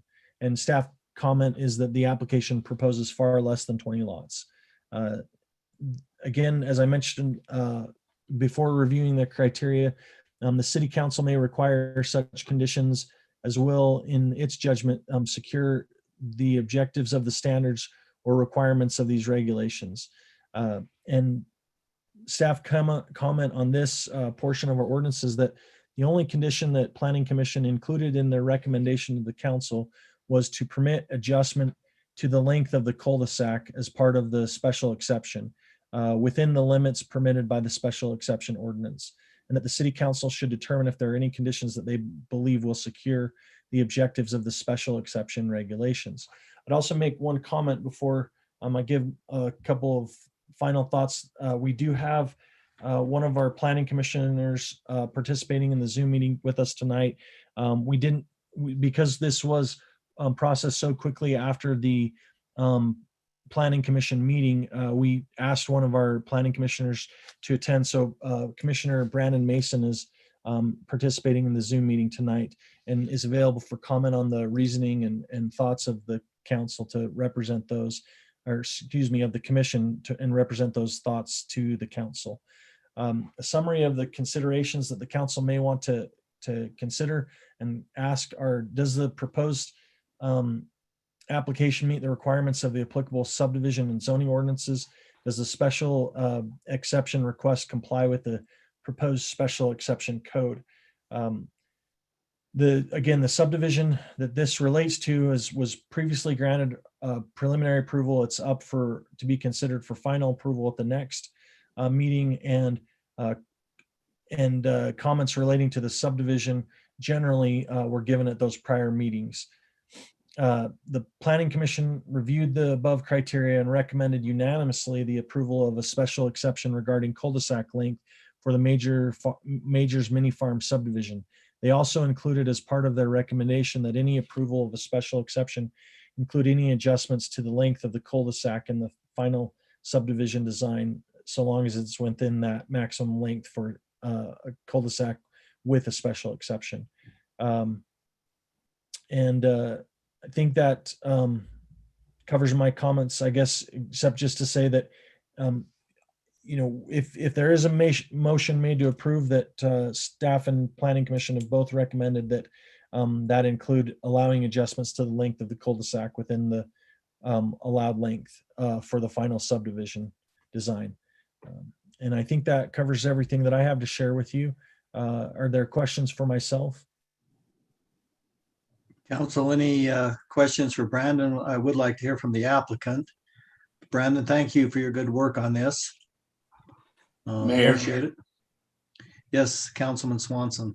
On the subdivision plat to, just the subdivision plat, Brandon, it's showing a hammerhead cul-de-sac versus a bulb. Is that what the plan is, or help me understand that? Is that the plan, to do a hammerhead? I see Fire Marshal Councilman Barker shaking his head yes, and I guess the fire department is aware of that already and doesn't have a problem with that. That is correct. The fire department has granted approval to that design, as well as the city engineer. The hammerhead is not being proposed to be altered at this point as far as the design being for a hammerhead. The only potential adjustment that we're aware of would be the length of the cul-de-sac and therefore the position of the hammerhead. Okay, thank you. You're welcome. Any other questions of Brandon? We also have Brandon Mason with us. Any questions for Brandon? Brandon, looks like you're off the hook. Hey, that was a good use of my 3 hours then. No problem. But you're always welcome to make a comment if you'd like. May I briefly? Yes, sir. So thank you, Councilman. I see the job of the Planning Commission is to save you guys time. And we've reviewed this extensively a number of times. It's come before us. And have found it meets the definition of special exception, and I highly recommend that it be approved. We've had public comment on it, and the public was actually in favor of this unanimously during the public comments. They did want us to make sure we dotted our I's and checked our T's and had this special exception, which is why this is before you now. But I do think it needs to be approved. I do think it needs to be moved along. In answer to the mayor's question, I feel like one of the slowdowns of this is, from what I heard in our discussion, was the fact that the applicant was being heavily scrutinized on this and bending over backwards to accommodate city ordinances, which I believe that they have done and have demonstrated to us. So that was the feeling of the Planning Commission, and I highly recommend approval. Thanks. Thanks, Brandon, for spending 3 hours with it. That might cause us to not meet minimum wage standards now with the stipend we're paying the Planning Commission, but thanks for your time and efforts on this. Muchly appreciated. Does the applicant have anything to say before we seek a motion? We always like to hear from the applicant. So my name is Greg Wall, and I'm with Avenue Consultants. We're the engineering firm that's helping Jenny with her project here. I just want to say thanks to the city. During the process of going through the preliminary plat, it was brought to our attention that we would need to apply for this special exception. The length was just a little bit longer than the 600 feet that's allowed without the special exception. So yeah, we appreciate everyone's help as we've worked through it. All right, anything else? Okay, council, we've heard from the applicant. We've heard from Brandon on the Planning Commission. We've heard from our planner, Brandon. Sounds like to me that they're making a recommendation with that provision that the cul-de-sac, there's some flexibility in the cul-de-sac length within the ordinance that's been described. Any further questions before we seek a motion? Okay, I'd be looking for a motion to approve the recommendation of our planner and the Planning Commission. Mayor, I move that we make the special exemption for the Major's mini farm subdivision with a special provision for cul-de-sac length adjustment. Thank you. Do we have a second to that motion? Second. Second by Council Member Stoker. Any further discussion? John, because this is an exception, do we need a roll call vote on this? Yes. Okay, let's have a roll call vote then if there's no further discussion. Councilman Swanson? Yes. Councilmember Ekstrom? Yes. Councilmember Stoker? Yes. Councilmember Barker? Yes. Councilmember Severing? Yes. All right, passes unanimously. Good luck. Jenny, if you're with us as you proceed on your new home, that's exciting. So, okay, let's go on then to item number 9. Discussion or action regarding access easement request in North Ogden Cove. This will also be led by our city manager and attorney, John Call. John? Thank you, Mayor. So, Council, this is a request that has come to us from Dr. Humphreys and his family, who are requesting the use of an access road that currently was built for the access to a detention basin in the area. Do we have the map that we can bring up, Katie? So you can see on this map the property that is owned by Dr. Humphreys is outlined in blue, and the property he's requesting the access across is outlined in yellow. It has been utilized for a little while for this purpose. With liability and other issues, as we discovered it as staff, we put up some chains and bollards to block off the access. And indicated to the family that the way to approach this, the appropriate way, is to come and ask the council whether or not they'd be willing to enter into an easement agreement or something similar. So this could happen. with that request, the concerns from staff perspective are, it's our understanding that it has not just been the resident of this property who's used it, but some of the neighbors have utilized it, particularly during snowstorms, to get out to Dillon Way from Nebo. So instead of heading north and around the block, they've used this as a shortcut.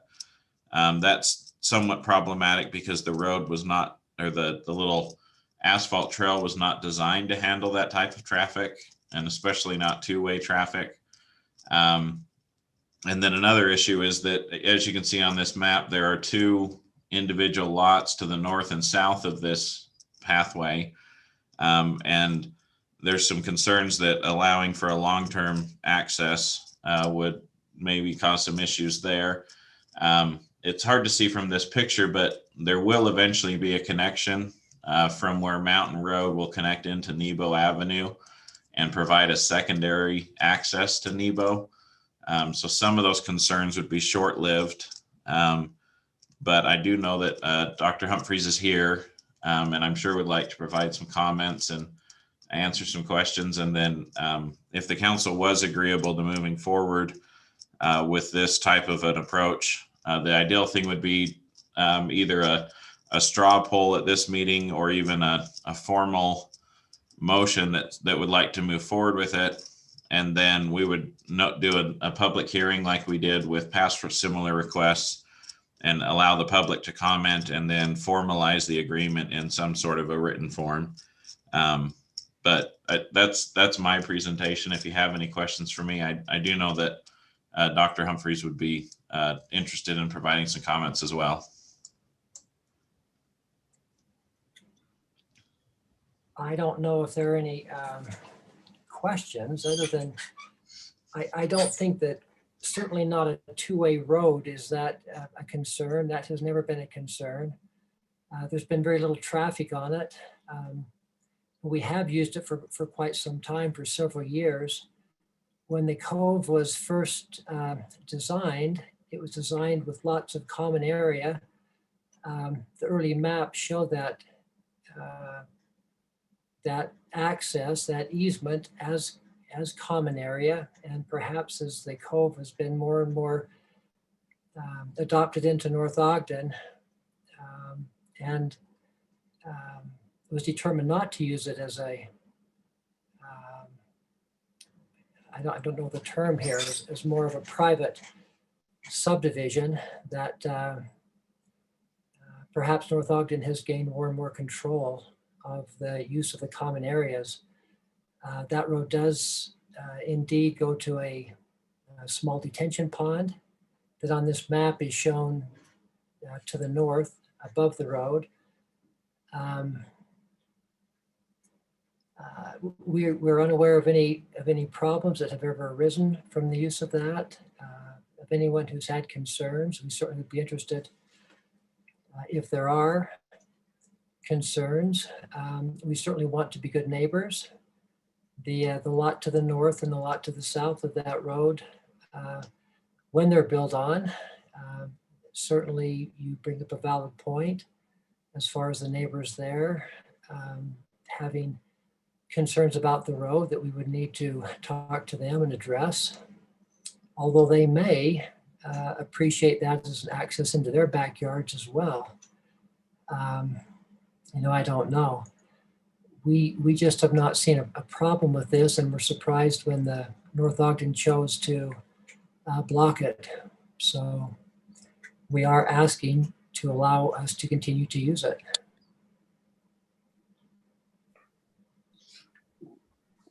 So Councilwoman Stoker, I think Mayor Berube got disconnected. He has had some he's back. Yeah, unfortunately, I missed the entire discussion, but yes, the reliability of my internet is encouraging a different alternative. So I apologize, I missed the discussion, but the question I was asking John, and I'm on my phone now, so I apologize, but this seems to be unlike any other request we've really received. Is that correct? It's similar in that it's a request to use an access road, but it is dissimilar in that it's essentially providing access to the back of a lot in between two other lots. And so that is a very unique thing that I don't know that we've seen before. And your staff's recommendation on this for consideration by the council? Staff's recommendation is that the council not allow this access, but if the council does decide to, that it be a temporary in nature and restricted only to the occupants of that home. That there's some real concern with liability issues if more than, there's concerns just with the one group, but I think if others were allowed to utilize it, it becomes more concerning. And John, how would you suggest that we monitor it's only used by the occupant of the home? I don't know that I have a good way to monitor that or to suggest that we monitor that. Okay. And If I may, did we hear from Mr. Humphreys? I'm sorry, when I lost connection, I think it was right when he was going to make comment. yes, and we did comment. We certainly are not advocating opening that road up to to general traffic. As you see across that road, then comes our backyard and then our driveway out to the Cola lane, which leads to Nebo. And we're not anxious to open that up to a thoroughfare. We have children, grandchildren who frequent our home, and we don't want traffic on it. So it's a convenience. It's a convenience, probably number one to us. And then secondly, a way, if necessary, to allow access when we cannot get up Nebo early on a snowy morning before the snowplows have had a chance to get out. John, what is the city's liability if something happens on that? And as the occupant, the applicant suggested any indemnification of the city if the council were to authorize use? So there is a chance to do that, for the city to take that on, or the applicant to accept that or waive that. Obviously I think what Dr. Humphrey said earlier, where the city did take possession of this after it had been established. It was established as natural open space is what it was designated on the plat. And there were some restrictions tied to that before the city took ownership of it. But there would be a chance if, I guess in theory, we'd have to go in and look and see if what the commitments were made by the city in taking ownership of that, where that used to be designated as natural open space on the original plat, that what would be allowed to do. So John, if it was natural, I think you used the term natural open space. How did this road get paved? How did this get asphalted? So I do know that because for the drainage easement, the city needed access to some of those structures back there. And so a portion of that trail was paved as part of that. And the natural open space does have a thing that says that it can be approved for grading, piping, or structures required for debris flow or storm drain improvements. I am not aware of how the rest of it was paved to finish the connection. I don't know. Okay, well, thank you. Dr. Humphreys, do you have any further comments before I seek discussion from the council? I don't believe so, other than we just still are unaware as to why it was closed off. If there's been anyone who has complained or why the city chose to do that. Maybe John can answer that. It was me. I was up there looking at another issue in the cove, and was connecting with the building inspector, and they identified the issue, and I went and looked at it and recognized the issue that the city had not granted permission, and could tell by the tire tracks on the asphalt, just the amount of tires that have been rubbed off. It was clear it was being traveled quite frequently. And so I called Public Works and told them to put some poles up and some chains until we could get this figured out. Okay. Sounds like the answer you were seeking, Dr. Humphreys. Yes, and I must say we have used that access to lay the asphalt in the back of our home, to do the landscaping in the back of our home, for the cement, the concrete. So there's been a lot of heavy duty trucks pass over that. And if there were tire tracks on it, I would suggest that it's probably been the heavy equipment that's done that. Okay, council, do you have any questions or further discussion before we seek a motion? Mayor? Yes, Councilman Swanson. So my understanding then is that this was an open common area that was paved over without permission, either from the homeowners association or the other, whatever group is up there in the cove, or the city. Is that correct, John? I believe that's what happened. I couldn't speak for the HOA. At this home was up there before the city took ownership of the property in 2000. I feel like we took ownership in 2012. So we might have actually taken ownership before the home was built. Okay, so but either way, the access was created and the land used that was not owned by the homeowner without the permission of whatever entity was in possession of the land at the time. Is that correct? That's my understanding. Okay. All right, that thank you. Council, any other questions? Just a thought, Mayor. Okay, Councilman Severing, go ahead.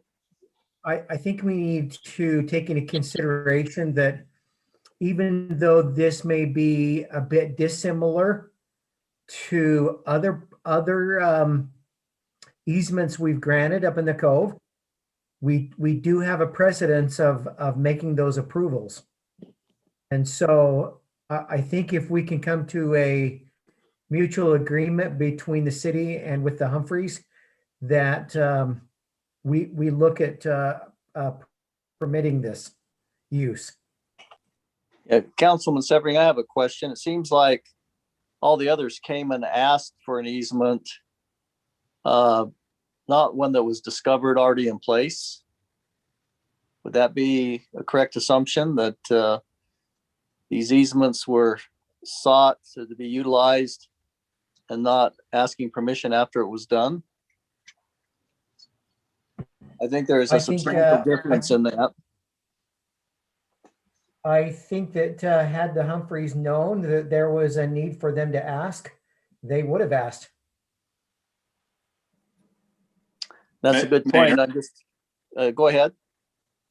I would add two comments. One, in the other easements that we've granted, surrounding property owners have been contacted so that they have an opportunity to weigh in as to the effects that it may have on their property.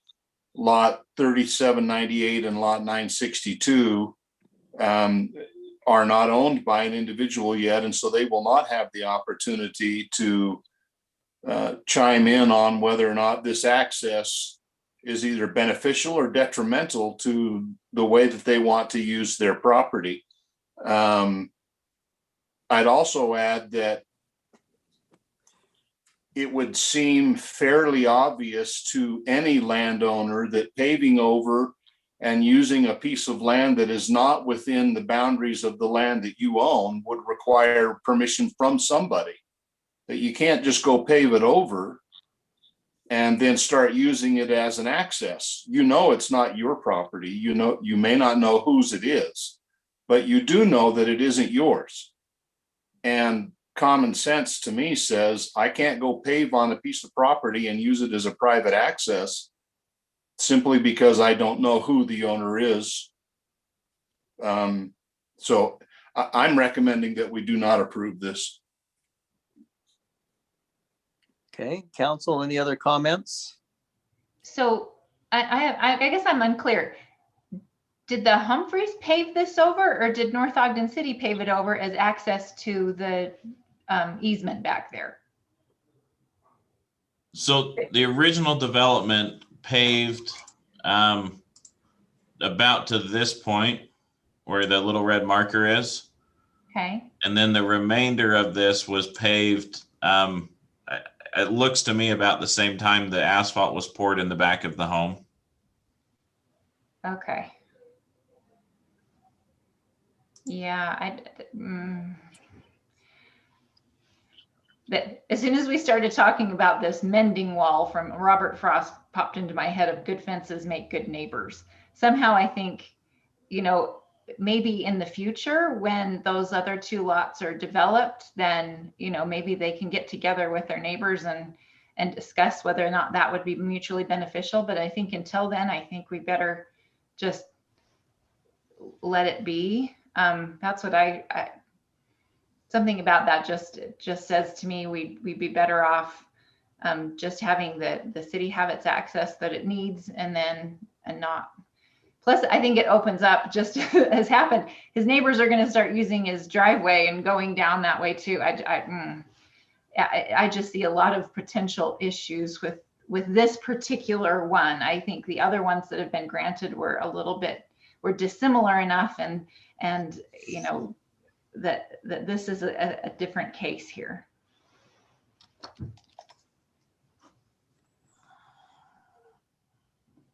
Okay, any other comments from council? Hey, Mayor.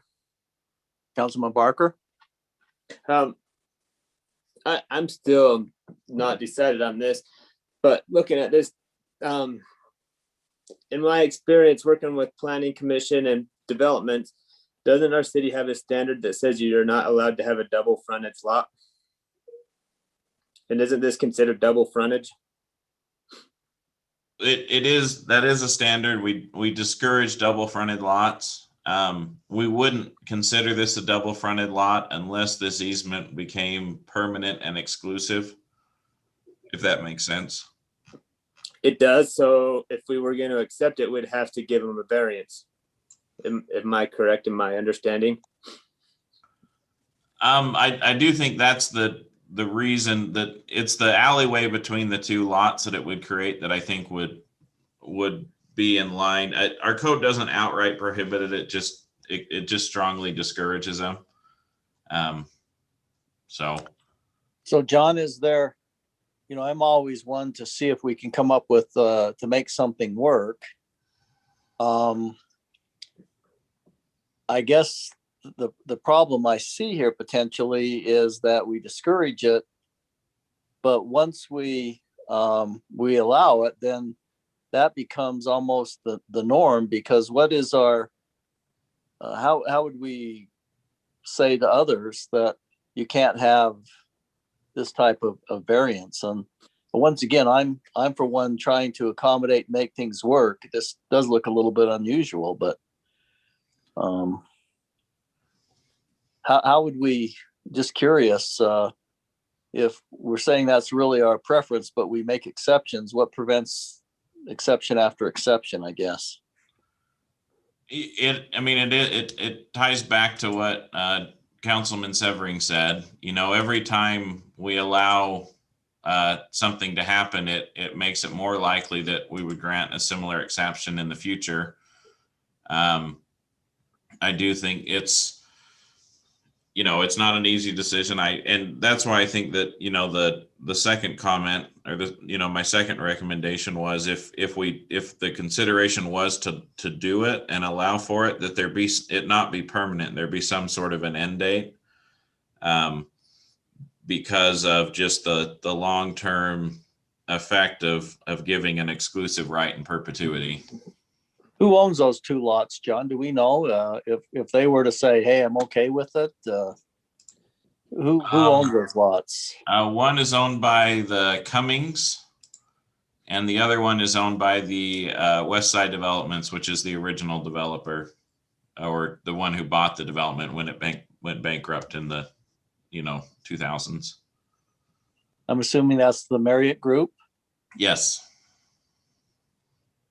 Okay. What other questions do you have, council? Well, I don't have a question, Mayor, but I agree with your motive there. I think we ought to be looking for a way to make it work. And I personally feel like just because the Humphreys didn't come and knock in advance, I don't think there was any maliciousness in their intent. Okay, thank you. Hey, Mayor. Yes, sir. Councilman Barker, I believe that's you. I can't see anybody really, so. It's all right. I'm not nothing worth seeing. Oh, you're handsome. I agree that this is probably not going to be a permanent solution or permanent situation, because once Nebo connects to Mountain Road, this will kind of all go away and there will be no more need to use this back alleyway. I also think if we are going to, I don't know if we're ready to make a decision tonight, because I'd still like to think about it, but if we are even going to consider it, we should at least get a same type of agreement like we did before. John said he's noticed that there's tire tracks and that we're wearing out the asphalt. Who's going to have to pay for that if we wear the asphalt down there that needs to be repaired? That's just something that we're going to have to, that if we do allow them to use this, then maybe they need to be entering into a maintenance agreement with us. Just some of my thoughts. So Councilman Barker, you suggesting we table this issue tonight? I'm leaning that way, but I'm not, but You're always welcome to make a motion. Well, I'll listen to more discussion if anyone wants to discuss more, but. Did I just see Councilman Swanson dropped off? Yeah, I upset him. Well, Mayor, if we're gonna table this discussion, I don't like to think of the Humphreys just sitting without any kind of resolve. So if for some reason we need to table this, I would like to see it get back on an agenda as quickly as possible. Sure, we have another meeting coming up, I think in 2 weeks, actually, and seems to be some questions that need to be answered here. Is, the owner willing to indemnify the city? Once again, I appreciate Dr. Humphrey's intention to use this privately, but I think I saw something in his thing that there's up to 30 families that have been using that during snowstorms. So I'm curious to know how we would, manage this as for his use. So I do think there's some unanswered questions, but I agree we don't want to, push things out. So I'm just looking for a motion from the council at this point in time on what you'd like to do. Mayor, I'd like to have Dr. Humphreys respond. Are there that many families that are using this? Dr. Humphreys?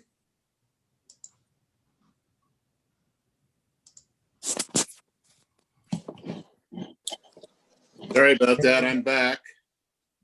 Okay, great. Thanks for. John, I believe. So Dr. Humphreys has unmuted. Okay, can you hear me? Yes, we can. No, there are not 30 families. There are a family or two when they can't get up the hill. And let's see, one other point. Second. So there's very little traffic. Like I say, it's mostly convenience, but the neighborhood has used it when they can't get up Nebo Avenue.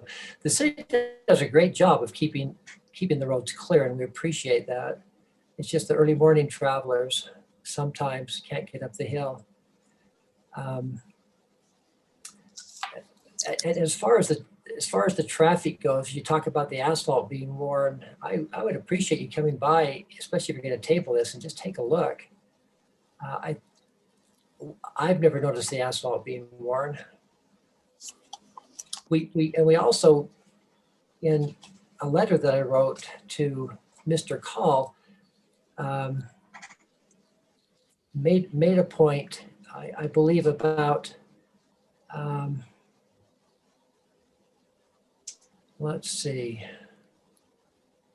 Dillon Way, times in the winter. Oh, yeah, you asked about 30. Nope, occasionally a neighbor or two, but mostly for convenience and accessing Dillon Way.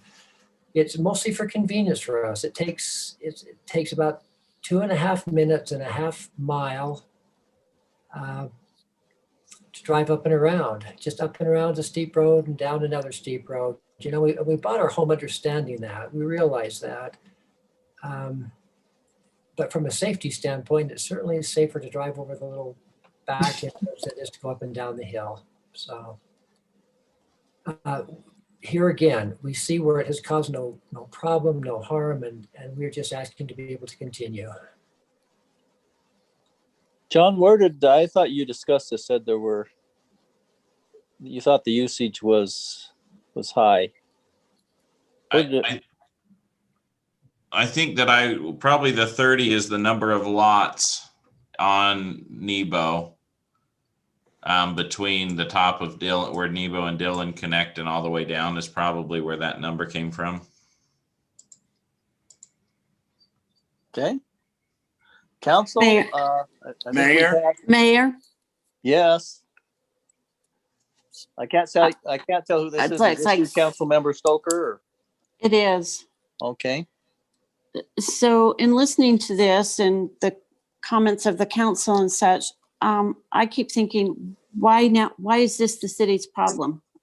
The people build up there knowing what they were getting, like Dr. Humphrey said.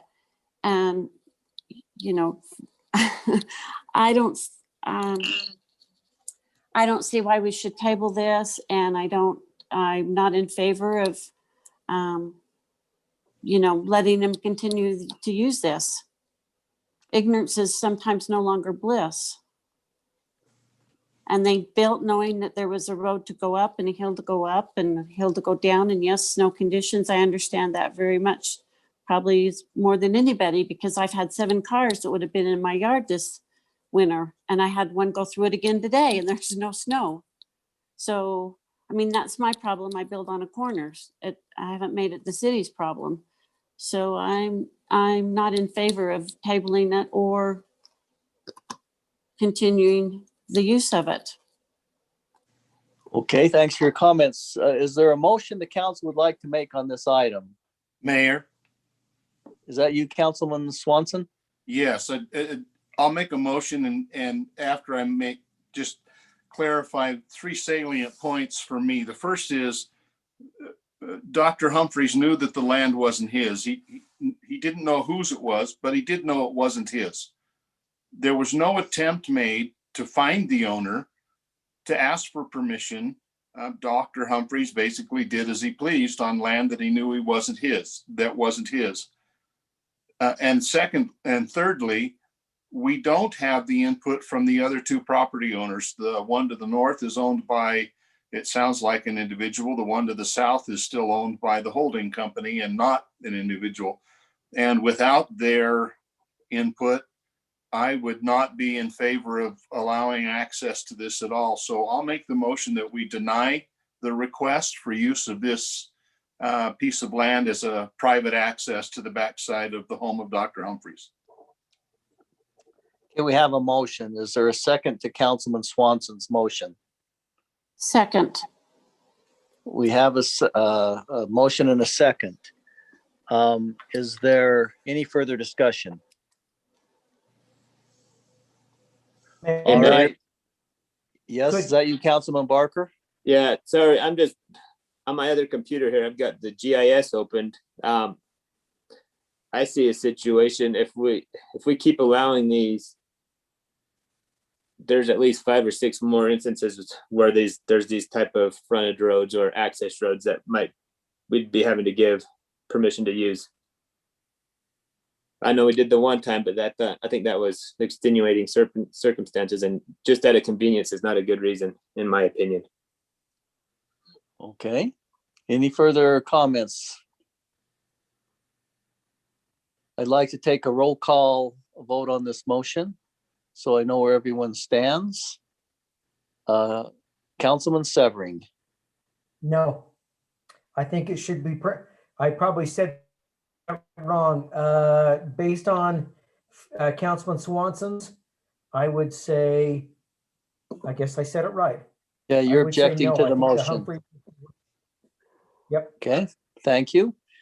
Council Member Ekstrom, Yes. Council Member Severing, I already said no. excuse me, Swanson, I'm sorry. Yes. Operating on a phone is not really that great. Councilman Barker, I'm gonna say no because I am not decided one way or the other. okay. Councilmember Stoker, Yes. looks like the motion passes 3-2. Access to the property is denied at this point in time based upon the council vote. All right, so we've already covered item number 10. We move that up. So let's go to council department reports. Let's start with you, Councilmember Stoker. If you could report on anything you have with the police department, please.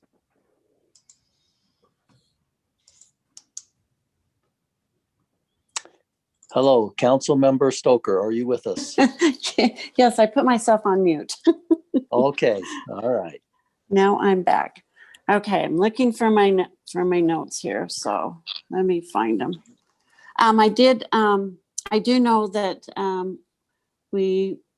they promoted a couple of officers to detectives, and one of them was okay, here I am. Sorry, I was trying to get there before you called on me.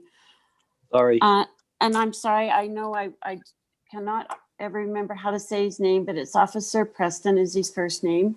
So help me out here. If somebody say his last name for me. Scougard. Thank you. And Jake Holmes, they are new detectives, and both officers are in their 4th year with the department. So congratulations to them. And as was stated earlier, that there was testing done for opening for an officer. 14 applied, 6 showed, and none were selected. So it just goes to show us that it's a very competitive field right now, and currently with everything that's going on, there's very few good applicants, and sometimes not everybody should carry a badge. And Officer Cade is it Everett, is doing well in the police academy, and he's scheduled to graduate next month. And the new community service division is doing really well. Officer Jones and May are becoming familiar with the new procedures involving animal control services and code enforcement, and evidence is getting ready for the busy season. And again, as a note, still some of our residents are falling for phone scams, asking for payments with a gift card. So again, please be reminded that any call that is asking you for a payment with a gift card is a scam, and just hang up on them. Don't even continue the conversation. So, and always thank you for our police officers and the force, and it's always nice to see them out in force around the city. Their presence is very much noted. So thank you. Okay, thank you for that report, Councilmember Stoker. Let's go to Councilmember Severing. Councilman, do you have anything to report?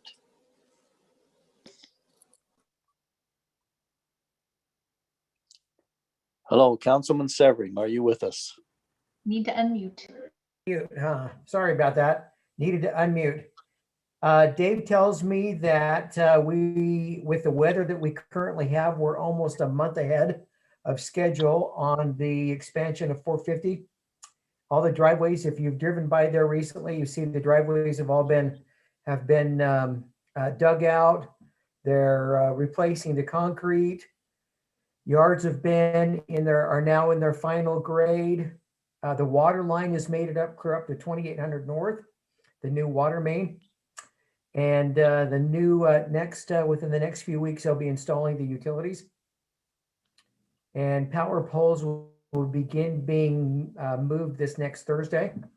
So that is really awesome. And then according to Dave, they're going to begin weather has allowed them to begin the process of installing the water mains that will go through Coldwater subdivision. That's exciting. And then last but not least, Dave just wanted to express appreciation. You may remember, council, that here probably a few weeks ago, John Call and Dave spoke about purchasing piping in advance, thinking that it was going to go up in price. And they did do that. Prices have since gone up about 20%. And because of that, advanced purchase, Dave tells us that it saved about $70,000. So that $70,000 we can now put toward a public safety building. Woo! And that's all I have to report. Councilman, can you give an update on the RFPs? We received some garbage and what the status is on the garbage collection? Yeah, we have a meeting action meeting Friday morning at 8:30. And I don't have an update other than that we're meeting Friday at 8:30 to work through the RFPs for garbage collection. Thank you for reminding me, Mayor. Yeah, I think we're doing interviews with 3 of the those who submitted responses to the RFPs, and we obviously are taking this very seriously. It's a major component of services offered to the citizens. So thank you for your report, Councilmember Severing. We'll now go to. Pardon? Thank you for the reminder. Oh, no problem. Let's go to Councilmember Ekstrom, please, on Parks and Recreation. All right, Parks and Recreation is just starting to ramp up. It's starting to be the busy season, starting to come into summer. So we've got Cherry Days activities registrations starting to happen on April 1st, along with swimming lesson registration and park reservations. So we're getting to start to get outside. And then mowing, we're going to start mowing grass in the next 2 weeks. So we've got, they're hiring for the seasonal positions for recreation, parks, and aquatics, and they are looking for to hire 2 full-time positions in parks. So that's what's going on there. I'm sure Tiffany and her crew are getting all ramped up to get all of the Cherry Days plans done, including the reroute of the parade. So they're going to be working on that. So that's what's going on there. At some point in time, we probably need to make a decision on the 4th of July activities at the park, if they're going to proceed this year or not. I don't think we've made a decision on that. So we probably need to address that. And just a bit of information. We've been told that the hiring of lifeguards, the cost of doing that is increasing fairly substantially.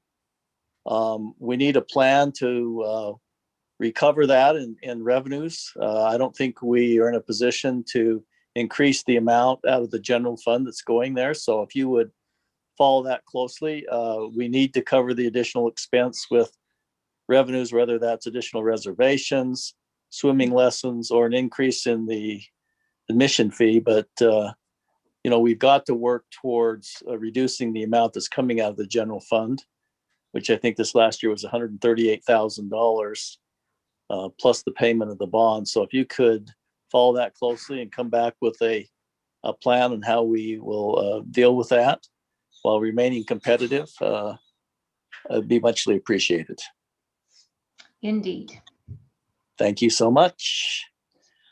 Okay, thanks for those reports, Council, and thanks for your work. And I encourage you to continue to work very closely as we go through the budget process. To work very closely and come prepared as we start our council budget meetings to help us do a good, successful process on the budget. Okay, thank you. We'll now seek any additional public comments. Are there any additional public comments this evening? Mayor, in regards to Major's Mini Farm, Robert Bowler said, "Thank you for all the support with this amazing project. We are going to build Jenny Taylor a great home." All right. Do we have any other comments? Not at this time. All right. Do we have a motion to adjourn this meeting? Motion to adjourn. Thank you, Councilmember Stoker. Do we have a second to Councilmember Stoker's motion? Second. We have a second. Thank you so much for your participation tonight. Or do we have any objections to adjourning this meeting? If not, meeting is considered adjourned, and thank you for your participation this evening. Thanks Bye, all. everyone. Have a good night. Good night. Night. Thanks, everyone.